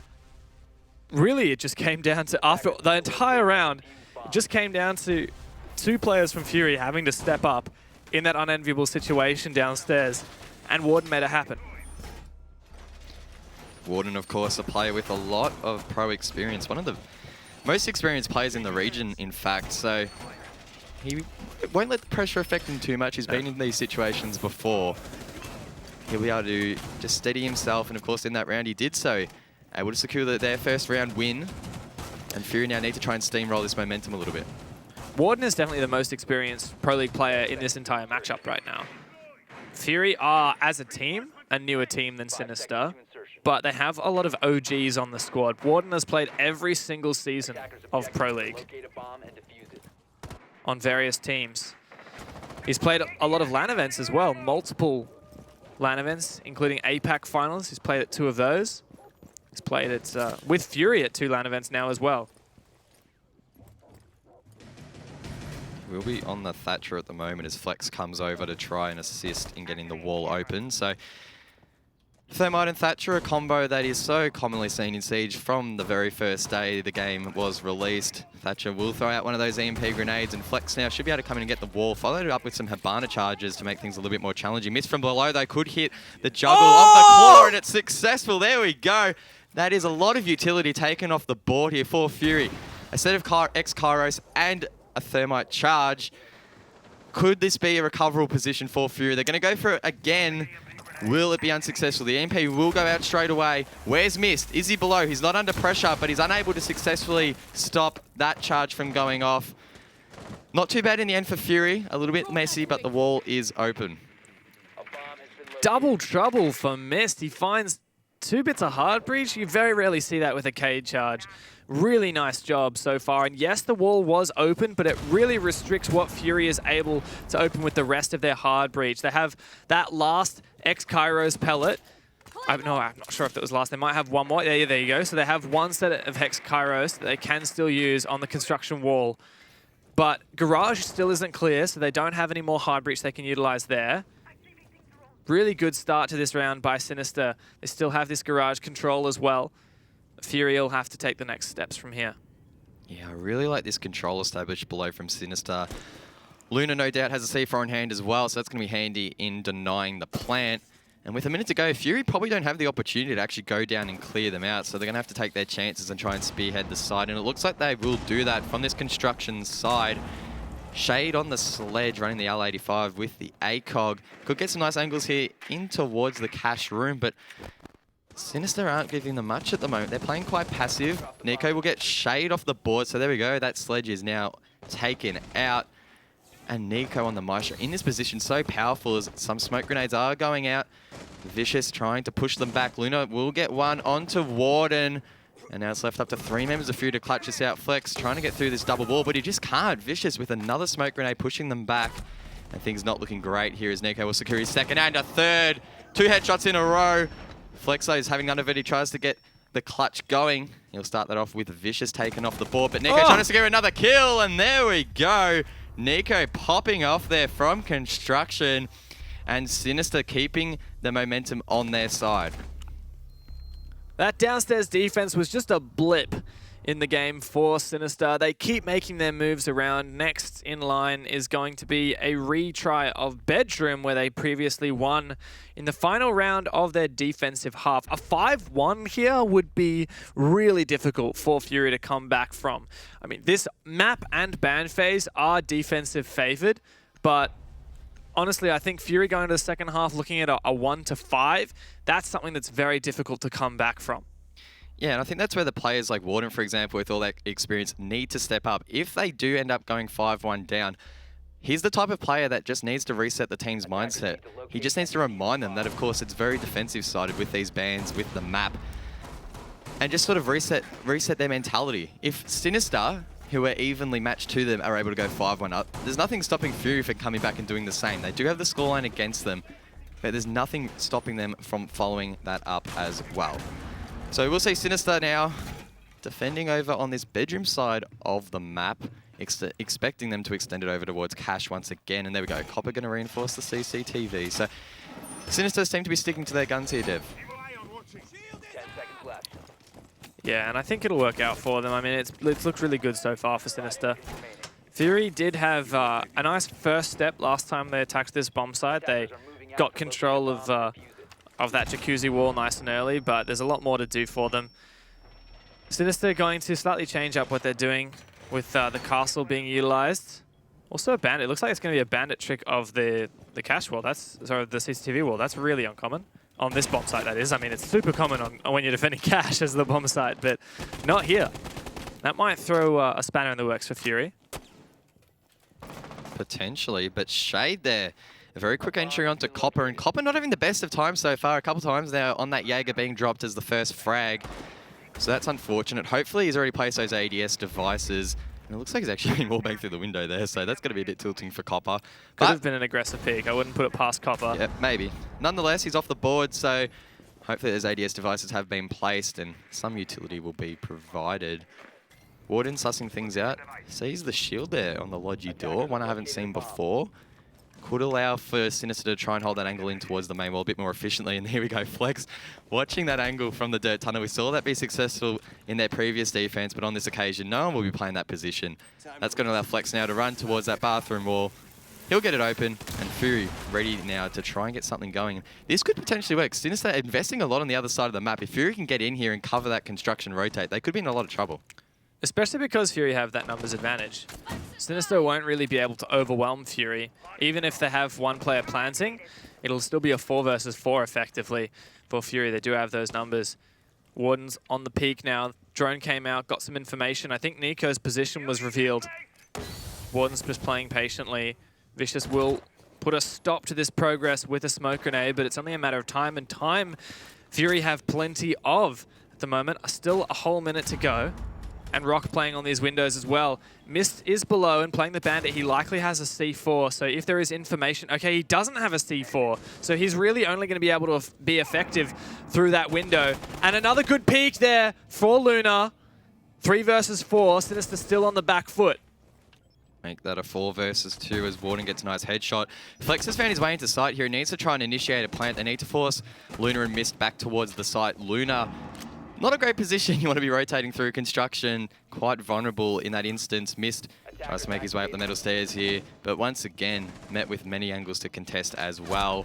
And there we go. Both will be dropped off the board quite easily. And Fury will take the last round of the half. It was slow and steady wins the race that round for Fury. They just did step 1, they did step 2. And Sinister never... took the fight to Fury. There was never a moment where Fury had to brace themselves and take a punch. It was just Fury playing their game. And, well, you can only read into it so much, right? It's the end of that half now for Fury and Sinister. I was about to say Finister. Man, tongue twister. Sinister had a really good defensive half, but now that we look at it as a 4-2, you know, that was a 3-0 at one point, and that looked really good. 4-2 doesn't look quite so advantageous, especially since we've been pushing the issue that this is a defensive-favored map with these operator bans. And 4-2, that's only slightly defensive-favored for a half. That is as close to equal as you can get without actually being equal. Yeah, Sinister, I think, will be content with how the rounds played out. They probably would have preferred to be up by at least one more round, considering they did win 3 rounds straight. Off the bat. But what's done is done. Sinister now, they need to get in an attacking mindset. Leave that behind them. They haven't been defending now for 10 rounds. So that could take them a little bit now to get into that attacking mindset. That's true, because we did go straight off of the first game into this one. With Sinister stayed on the same side. But yeah, for Fury, I think this is totally a winnable situation, right? They won map number 1 7-3, so they can't have the same scoreline here. But I definitely think this is still winnable for Fury.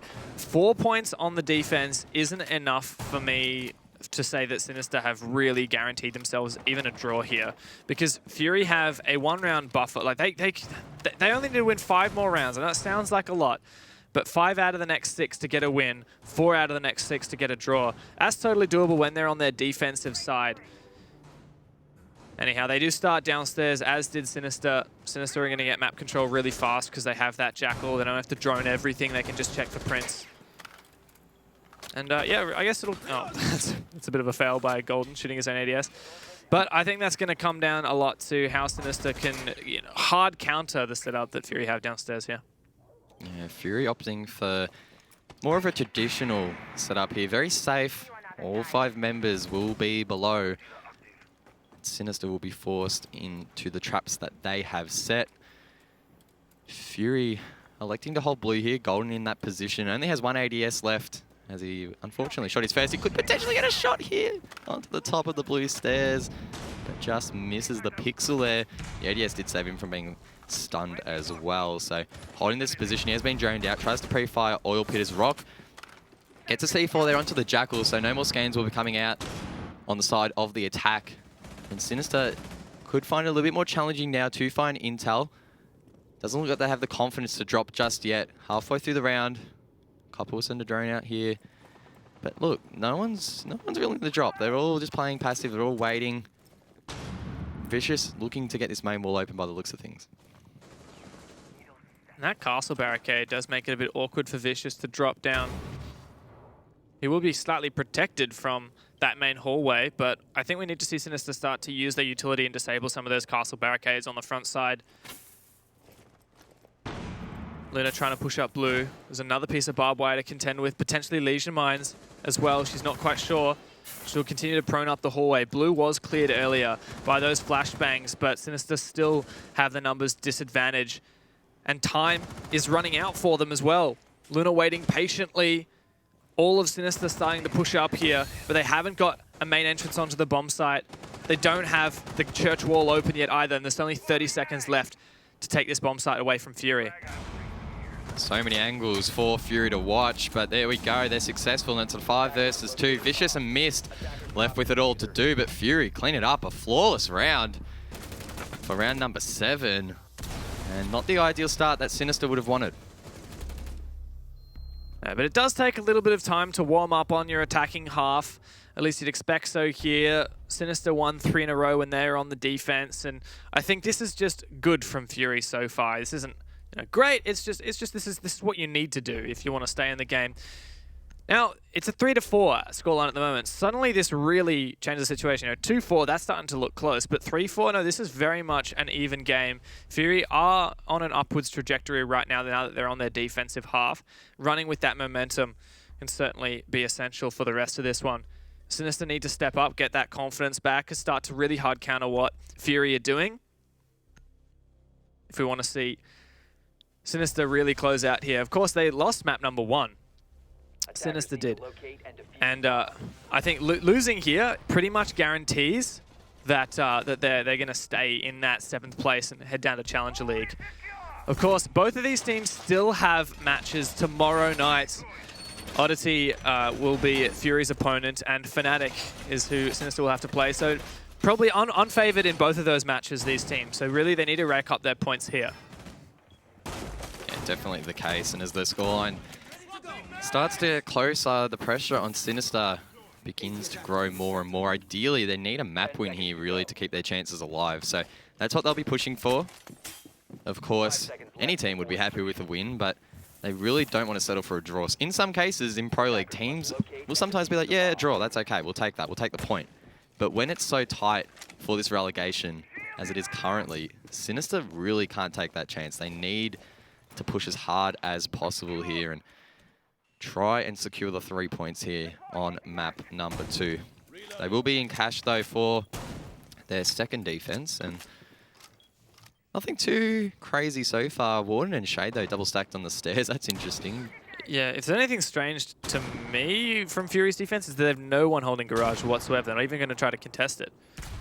That's really uncommon, and if Sinister read into that, they should be able to take control of Garage really fast.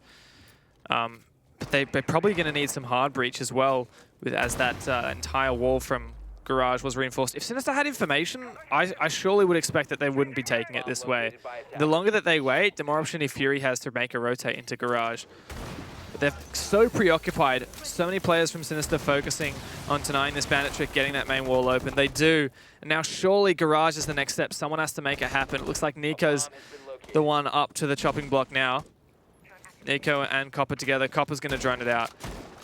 Hopefully after this happens, Sinister will very quickly take control and realize, okay, we might actually need some hard breach to open up an entrance into B.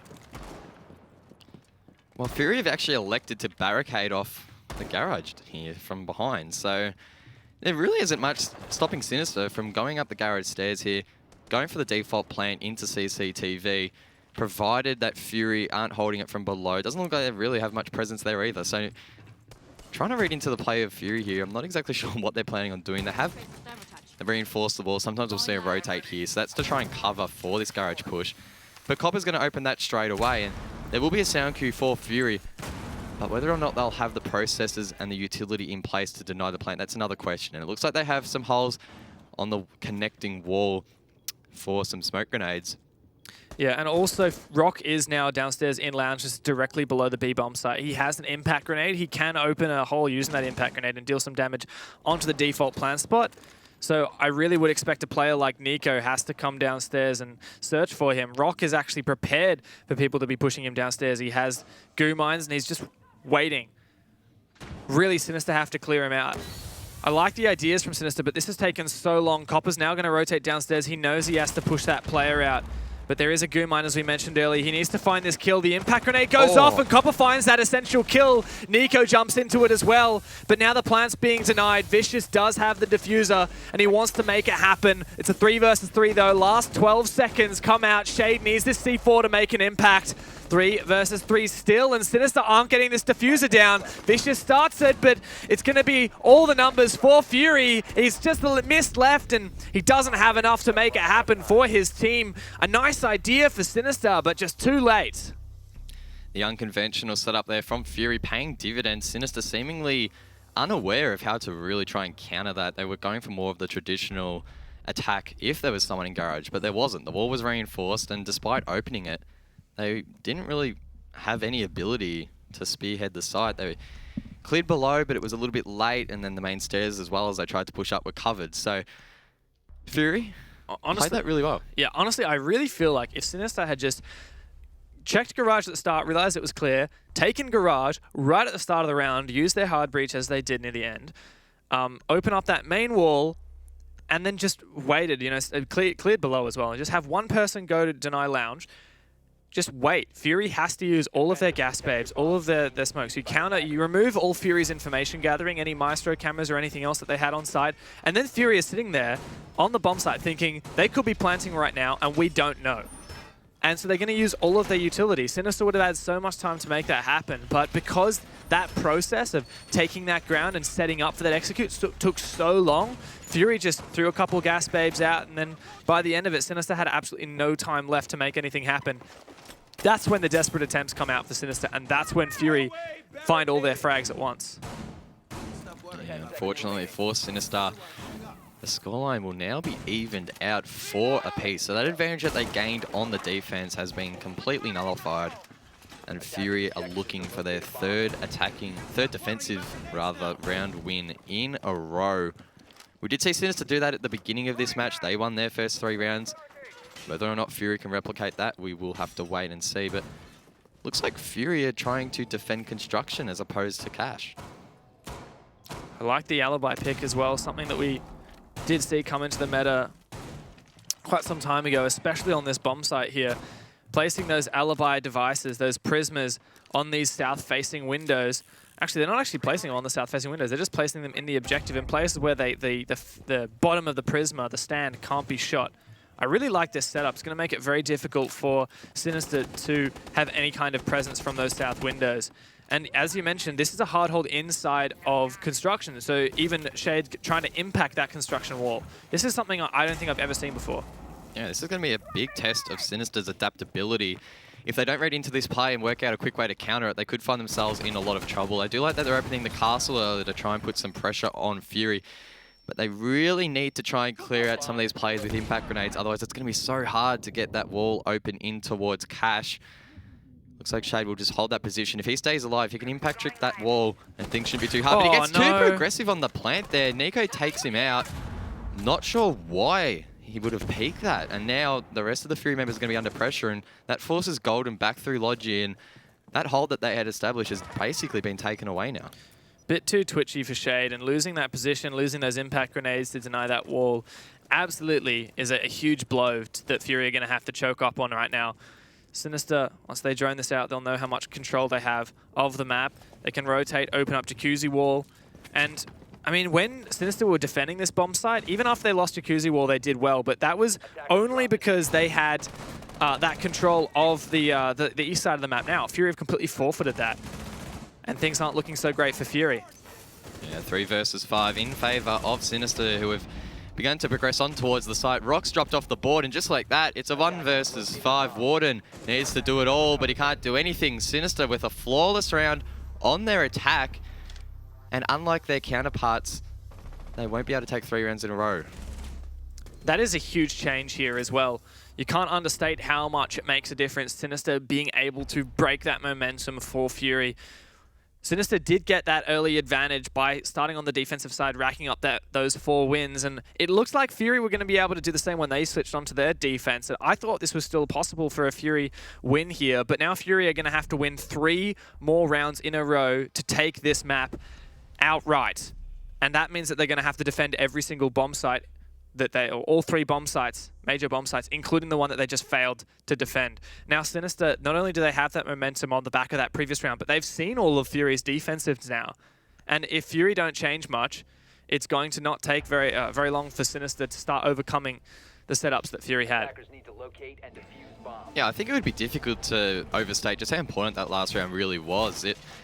It's going to set them up really nicely for the remainder of this map. Not only do they have that advantage, that round advantage, but as you mentioned, it's stuffs around with Fury's site rotations now. So puts them under the pump a little bit. Fury need to settle their minds and just lock down this basement defense. They were successful in their first attempt. They'll be looking to back that up. They held it quite traditionally the last time. Everyone was sort of turtling on the site to some extent. Sinister took a really long time to push, so if Fury are able to push them back like they did in that round, I'm expecting them to be successful here and even up that scoreline. A lot of hard breach denials being employed by Fury once again with the Cade. Not sure whether you can use it. Well, they could use that on the hatches if they wanted, or they could use it on that church wall. But another staple of Clubhouse basement defense is this tricking the hatches with impact grenades. Shade is going to be one of the ones to do that. He does still have both of his impact grenades. We also saw Golden, the player in Dirt last time, the Jaeger. He held on for quite a long time. Eventually, Sinister did use their utility to remove all of the ADSs he had, but they didn't actually get that kill before he escaped. Fury just finishing off the last of their setups, but Copper already trying to foil that. He'll open the hatch inside of stock and will probably make his way over towards bar. It has been electrified. Rock juggling it with the Electro Claw to put some doubt in the minds of Sinister. That will probably force Miss now, who's currently droning, to come over and EMP the hatch. But it's definitely a juggling act. He'll need to time it right here. And for those who don't really know the interactions here, if you throw 2 EMPs down, then there is no way that the Cade can trick it. So the Cade has to deploy, the second EMP is going to destroy it before it can, and that third EMP is not going to make any difference. What? Wait, what? Wait a second. Where was that from? Is that That was Armory? Warden all the way through the main stairs, through that hole in the wall. That is insane from Warden. I've never seen that before, but it doesn't work twice. And Sinister do get that hatch open. What a play from Warden. I have never seen that before, but a nice play, a little bit of fanciness can do you something, but it doesn't do you everything. So Fury now 3 versus 4. Rock can find a cheeky kill with a C4 over the reinforcement, but Sinister still have that numbers advantage. Fury leaving nothing in the strat bank, but unfortunately it is a 3 versus 4 scenario now. A minute left on the board. Golden, though, getting quite aggressive there in blue. Could cut off the player coming down the stairs, and it looks like another one potentially going oil. No. So we're going to see one go down the blue stairs. Golden should have this one shut down, but he's not looking in the right direction. He gets the flick, but he just misses the shot. Luna lucky to scave away from that one, leaving it in a 2 versus 4. Shade will drop her eventually, and it's a 2 versus 3. Make that a 1 versus 3. Shade left with it all to do. Sinister take round number 10. The flashiness of Fury, not quite enough to get them the round. They looked quite strong there for a little bit as they stalled them out, but Sinister able to recover. That was such a nice play from Warden. I really like that. Hats off to whoever it was from Fury who figured that out. Maybe they saw another team do it in the scrim, or maybe it was one of their players or coaches that spotted that, but I really like that. Really clever stuff, and you could see from the get-go they had invested a lot into that memorial, that moto area, even a Jaeger device, which I thought that's a bit weird. You know, you don't usually invest so heavily in there. But at the end of the day, right, you can invest and have all these little tricks for one thing, but it doesn't make that much of an impact, right? Unless if you really play around it. And Sinister had these really good entries. They found a lot of picks and worked on the back of that, which put Fury down nice and swiftly. Now Sinister have guaranteed themselves a draw after losing 3-7 to Fury on Coastline. This is looking like a much better position to be in to escape relegation. Sinister, one round away from taking the map and giving themselves a fighting chance of remaining in the ANZ Pro League. If they lose the map, it's looking very likely that they'll be demoted down to the Challenger League. Not exactly where they want to be. And if they win this, then we have that three-way tie that I talked about before. Fury, Sinister, and Cryptic all sitting on 7 points going into their matches tomorrow against 3 of the best teams in the region. That'll be, man, that's going to be a sore point for all of these teams. It could be. It could really come down to which one of these teams can pull off an upset, really. We at the bottom of the Pro League standings, we have any of these 3 teams, Fury, Sinister, or Cryptic, could be the team relegated. And at the top of the standings, we have any 4 of the teams at the top could make it to APAC finals. And I had not expected that all of those results would come down to the final day of Pro League. Can't ask for a much closer season than that. Season 10, of course. But Sinister, they're not too worried about the standings at the moment. They just want to take this round. They'll start progressing towards the main wall. Luna on the Zofia will play a critical role in helping to deny any sort of bandit juggle that could come out. But of course, Fury haven't brought the bandit. They haven't even brought a Cade. So there'll be no breach denial from the side of Fury instead. They're just going to allow Sinister to open this wall quite freely. Yeah, and last round I really thought this was a not easy win, but totally a big opportunity for Sinister, as Fury are once again not holding Garage. I can't state that enough. You're not holding Garage at all on this bomb site. Take control of Garage. If Sinister take control of the Garage, they clear out downstairs in Lounge, they can open up directly into the B bomb site and have tons of time to bait out all of Fury's utility. Clear that downstairs area. You can see Sinister are worried this is a trap. It's like, we never get Garage for free. What is this? There's got to be some cheeky thing. So Copper's going to open up into Garage, and this is looking good, but they need to keep up this pace. 1:30 left is probably only just enough time to waste all of Fury's utility. The wall will be opened successfully, just eclipsing the halfway point of the round. We did see Fury defend this same side in a very similar situation last time. Sinister had this wall open. They also had the main wall open, and yet they still weren't able to convert the round. So Sinister, they need to try and get in there, try and get towards default, get that plant down. Vicious is at the main wall. He's going to have to go for the run of his life through that crossfire to try and make that position. They need to cover those main stairs. Thatcher probably going to be assigned on that role, possibly Copper, who could be running the ACOG. So it's going to be all up to them to try and deny it. Vicious, rather it'll be Flick with the smoke to try and deny them entry, as Vicious will go for the pop flash and goes for a very interesting plant right on the main wall. This could work out. They don't know where he's planting the bomb. Fury are completely unaware of his position, but from below it gets denied. Rock impacts, then shoots, but the diffuser has, most importantly, been planted, and it's all up for the retake. It's a 2 versus 2. Luna and Nico need to try and cover this bomb. Luna on such a powerful repel. Nico from below can easily deny. Luna gets 1 headshot, needs to try and get another here. Gets Golden, tries to make his way in towards that CCTV room. Aware of her position, but can't hit the shot. And Sinister will take map number 2.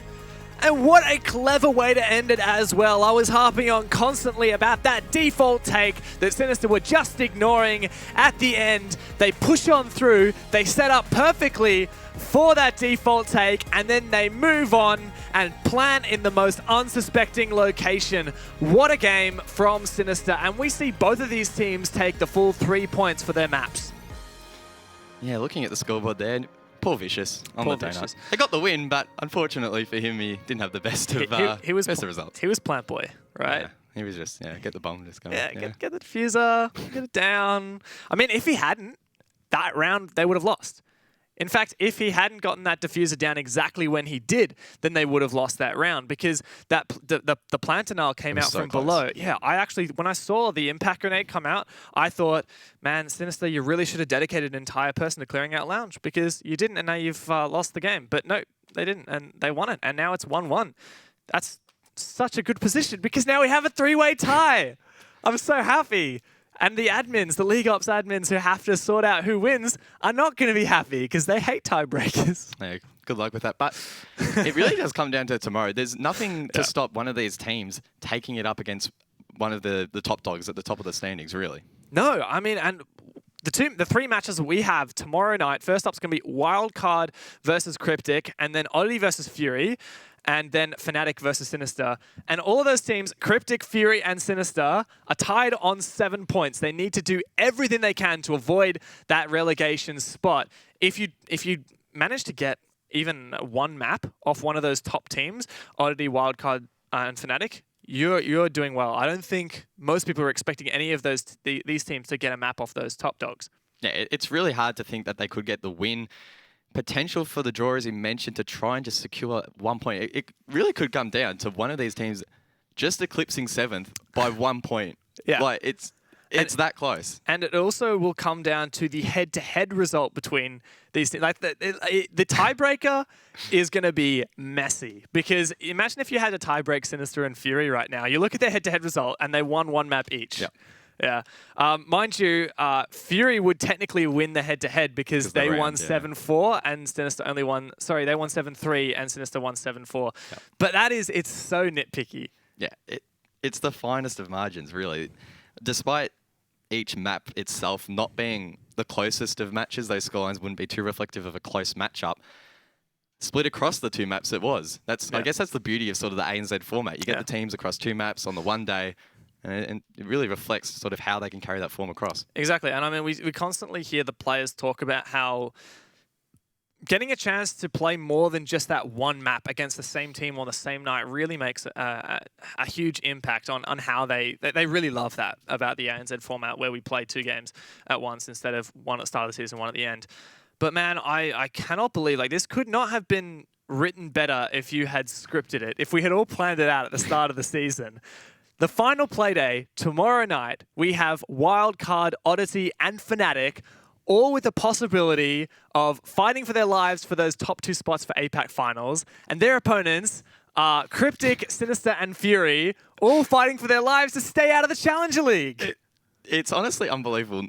I don't think ever in the ANZ region we've had it this tight and had these matchups be so impactful to one another. It's unbelievable, really. They're fighting for their lives. Yeah, I love it. And I mean, it's funny. That's actually almost all of the teams in our league. Every team in our league is playing tomorrow night except for Mindfreak, who does have a chance of making APAC finals. Yeah, a very slim one. But if Fury and Cryptic win both of their games tomorrow night, then Mindfreak will go to APAC finals. And after Kings announced his retirement, that'd be an interesting moment. It's like, I'm retiring, guys. Well, done. We made APAC finals. Guess I'm coming out of retirement. Yeah, well, I think Kings has probably sort of finalised that decision by now. Yeah. And look, the chances of Mindfreak actually making APAC land is like Fury would have something to say to you really. about that one. Hey, yeah. I mean, Fury. It's so hard to make any kind of judgment because I feel like if you ride off and you say, nah, I'm in Wildcard, Oddity, and Fnatic, they're not going to have any troubles with their games tomorrow. That's when you start to eat your own words, right? You can't call it until you can call it. And we've had a lot of really close games tonight and even yesterday as well, despite Cryptic's performance against Mindfreak. Yeah, so to say that the matchups tomorrow are going to be one-sided could potentially be a bit of a downfall because even some of these matchups, you'd go into it thinking, oh yeah, it could go one way, it could go the other, but they've been super, super, super close. We haven't actually successfully predicted, I think, any of the matches this week. Or just podcasting. No. Because, I mean, the Fnatic and Wildcard one, that was super close. We'd expected the Cryptic Mindfreak one to be close, and it wasn't. And we'd expected this to be a Sinister win, despite the head-to-head victories favouring Fury. And, I mean, this match was super close as well. What have we got to say about Sinister and Fury? I know that the run's not over in the Pro League yet, but let's take Sinister, for example, just off winning that map. Are we happy with how they've improved over the season? I don't think they'd be overly happy with sort of how the season has panned out. R6 Masters as well didn't quite go their way. I mean, there's glimpses of potential in their team. They play well at times. I mean, map 2 just displayed that when they want to perform, obviously they want to always win, but when they have the drive to win, they can. They have the systems in place. They have a good roster. There's nothing stopping them from taking it against these top teams. I think in reflection, they're not going to be stoked with the season. I mean, you can't be. You're finishing either, in the bottom 3. So Yeah. Well, I don't know. We'll see. We'll see what they reckon. We've got Copper on the line for an interview. Hey, Copper, man, I just want to say, first up, I know it took you guys a while to warm up, but congrats on the win in the second game. I'm just going to dive straight into it. I noticed that you guys recently, you've started to change a lot of the team's play style. And to me, as an outsider, it looks like a lot of the things that you're doing, you're playing quite different. You, as an individual, you're moving away from some of the operators like Sledge, some of the like really hardcore fragging roles, and you've played a lot of Hibana. Can you tell me a little bit more about how that came about and the state of the team at the moment in terms of play style? Well, having Mistin, we kind of had to change a few operators around to kind of get him on it, like at least the jobs he's competent at. So with that, I kind of just on coast and club recently, I've just been feeling the Hibana. I feel comfortable on it. A little Shaiko-esque kind of gameplay because really great gun, just a great kit overall. So I love playing it and being aggressive with it.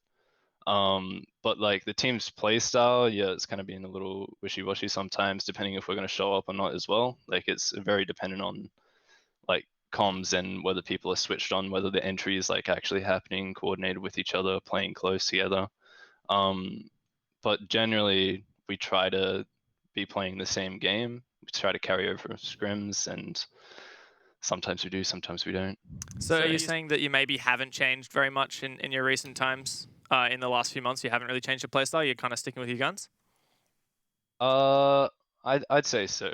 I'd say that we're like on attack, we're sticking to what we know, we're sticking to the roles we know, and on defense, we're just constantly evolving the strategies and just making it more comfortable for each player. So I wouldn't say there's any like big drastic changes, but everyone's just trying to be comfortable, trying to mesh together well. Yeah.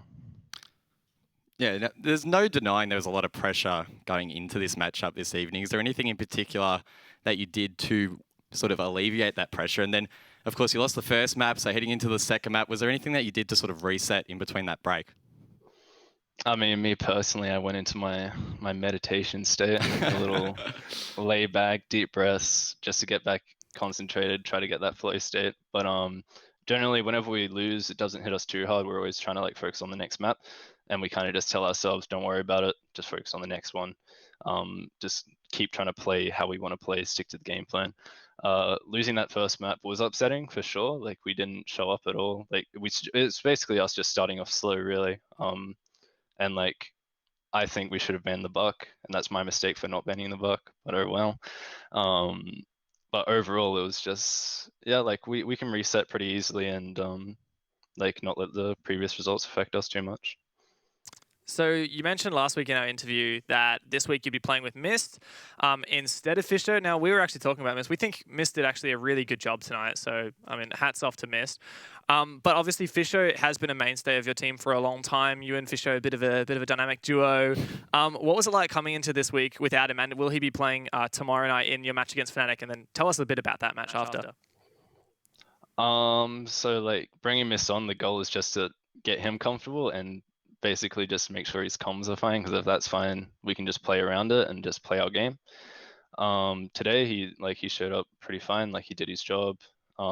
So I'm happy with his performance, happy with that. And yeah, we will be playing with him tomorrow because Fisher is still going to be out on his trip for university. So we'll see how that goes. We don't really expect great like big results from it, but we're just going to play our game and see what happens. Like I think no matter like win or lose with that, we should be fine, like point wise, because like it's so tied up. But I think we win the head to head, so like at least the point difference. So. Yeah, it's true. It is tied up, then you will win the point difference, the head-to-head against Cryptic, but not Fury, so you will escape that relegation spot unless a Cryptic gets some rounds and get some points off of Wildcard. Before we close out, is there anything you want to say out to anyone watching out there? It's been a long season to get to this point. You've had an org change as well during that time. Anything you want to say to the fans or to the org? I mean, to anyone that's been sticking with us the whole time, I really respect that, because usually like it's super easy to stick around with teams that are staying at the top, that are best performing. You look up to them, you love them, but then when a team drops down, you're like, you start not paying attention to them. So like all the fans that have stuck around, really respect it. obviously everyone's very thankful, and to the org, we're also very thankful. They've given us an opportunity. Sadly, we let them down this season. But overall, I'm keen to just keep playing, just get in there. All right, well, good luck in your match tomorrow and into next season as well, Copper. Thanks for playing tonight. Thank you very much. I really like what he said about going into the Fnatic match tomorrow and you're not going to think too hard about it, just going to play their game. Honestly, I think that where we talked about Sinister in the past, about how that pressure can get to them, maybe that's the way to beat that, to dodge that bullet, especially when you're coming up against Fnatic. Yeah, and I also liked what he said there about the mid-match meditation. Definitely something different. A couple of deep breaths and it worked for them in the second map. Yeah, it did. Maybe something we need to try between our casts as well. I wouldn't. Maybe in our ranked games when you get a bit upset. Yeah. Don't talk about the ranked games, please, guys. I mean, we're coming to the close of the season, right? And Copper said it himself, right? Sinister, they haven't had a great performance this season. It's taken some time.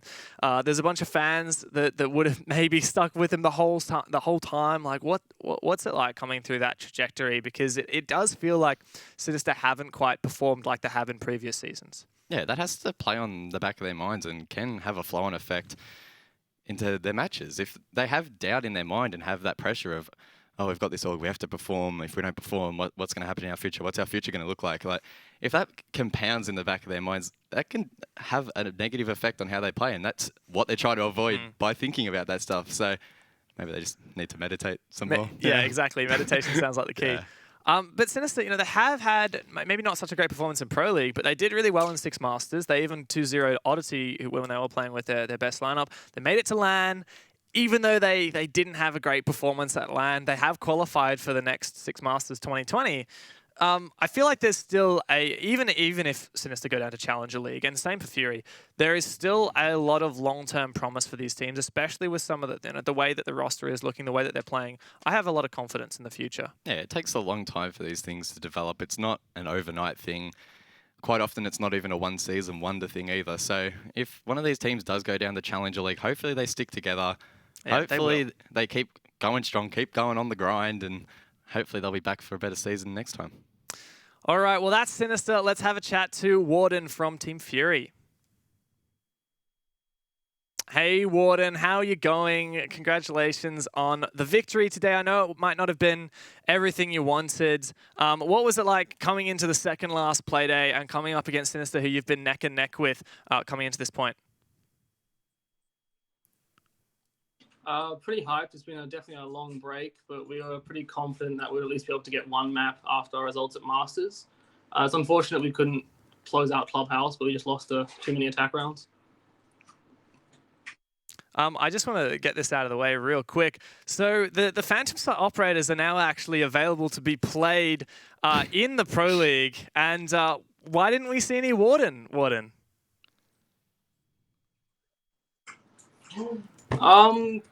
We didn't find he was actually going to be that useful tonight. He's very awesome operator, definitely, but he's just not the specific sides. Yeah, there you go. Fair answer.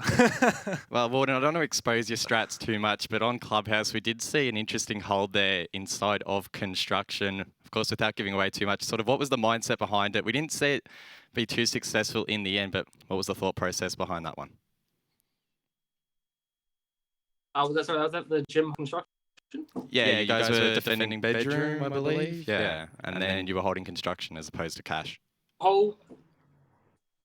The whole point of that is for them to try push through con, and it unfortunately didn't end up working out how we just do crossly and stuff and getting picked. But the whole idea is just to delay time with the shield placements in con and hope to bait them into the push. Warden, you yourself are one of the more experienced players on your team. You've played, I believe, every single season of the Pro League. You have a lot of LANs under your belt, more so than anyone else in this match today. But the team as a whole has been undergoing some roster changes. You switched out Spruce. Today you were playing as well with the sub, and I know that you also had Muesli in line to play with you guys who couldn't play due to him being currently not allowed to play in Pro League because of him disbanding power plays. So what's it look like for the future of Fury in terms of roster, in terms of how you guys are working together? We're confident with our roster going into next season and stuff once will be available play. And we're kind of looking forward to it. We've been scrimming a lot with the main five, but we still have the rest of the PL season, so we kind of have to like balance them out between scrims. All right. Well, thank you very much for joining us today, Warden, and congratulations on the victory. Good luck tomorrow night as well in your match against Oddity. Thank you. Sorry about the technical issues there. Obviously, a bit of a struggle with Warden there, but I mean, he's doing well. I think I liked what he said. They're very confident with their roster going into next season. Yeah, that's obviously a big news story. Moosley, quite a strong player for power players. Unfortunately, they disbanded, as you mentioned, so he's ineligible to play for the remainder of this season. But if Fury can stay in here, he'll be ready and available, and he'll be a really strong asset. And he'll be replacing Golden, who has been their sub playing as a core player for a really long time. So Flex is there to stay. A lot of experience on Flex, and I think that team's going to look good into next season. But where have these teams fallen after the matches today? Let's take a look at the standings. At the bottom, Sinister and Fury have now both jumped up over Cryptic. So I think that comes down to the round differential in all the matches between each other. Yeah, it's so close at the moment. Sinister, Fury, and Cryptic will be fighting it out super hard tomorrow night. All three of them have very, very tough opponents though, but I feel like if just one of them can salvage a draw, maybe even a win, they should be able to secure their position for the next season of Pro League. Yeah, and Cryptic aren't out of this yet. They did actually win their match against Fury, so they may have the head-to-head victory. We'll have to double-check that one.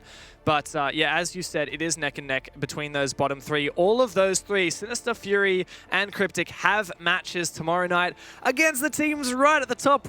Guys, we still don't know who's going to APAC finals. That first and second spot in the ANZ Pro League is such a highly coveted position, and it is not a given that Fnatic is going to get there.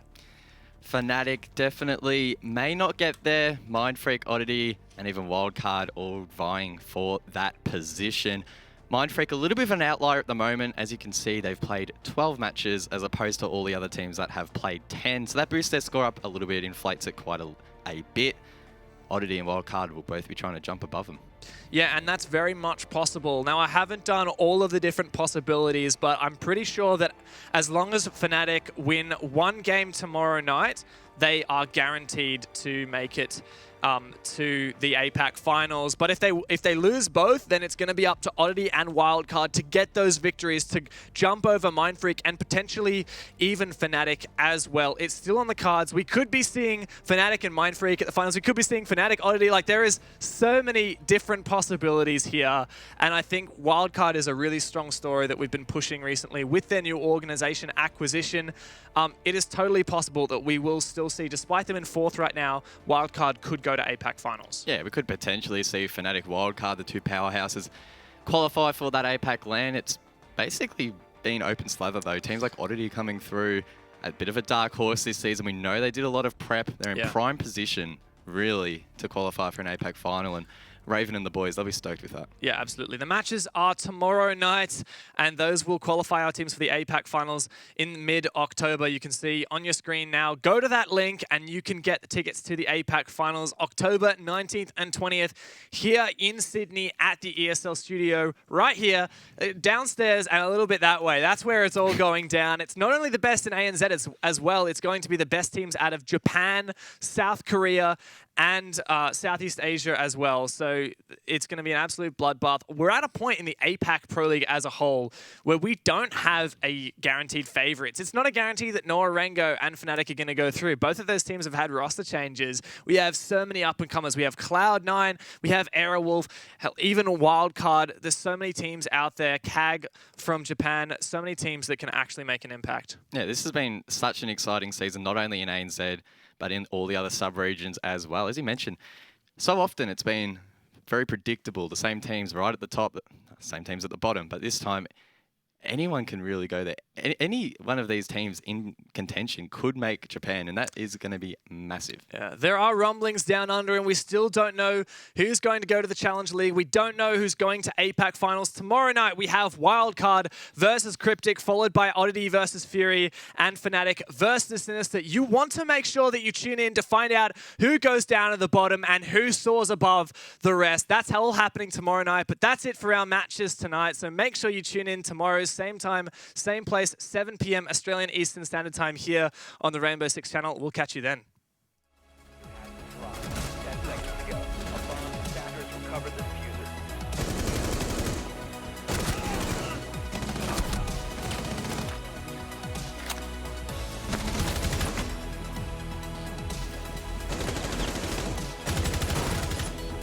5 seconds remaining.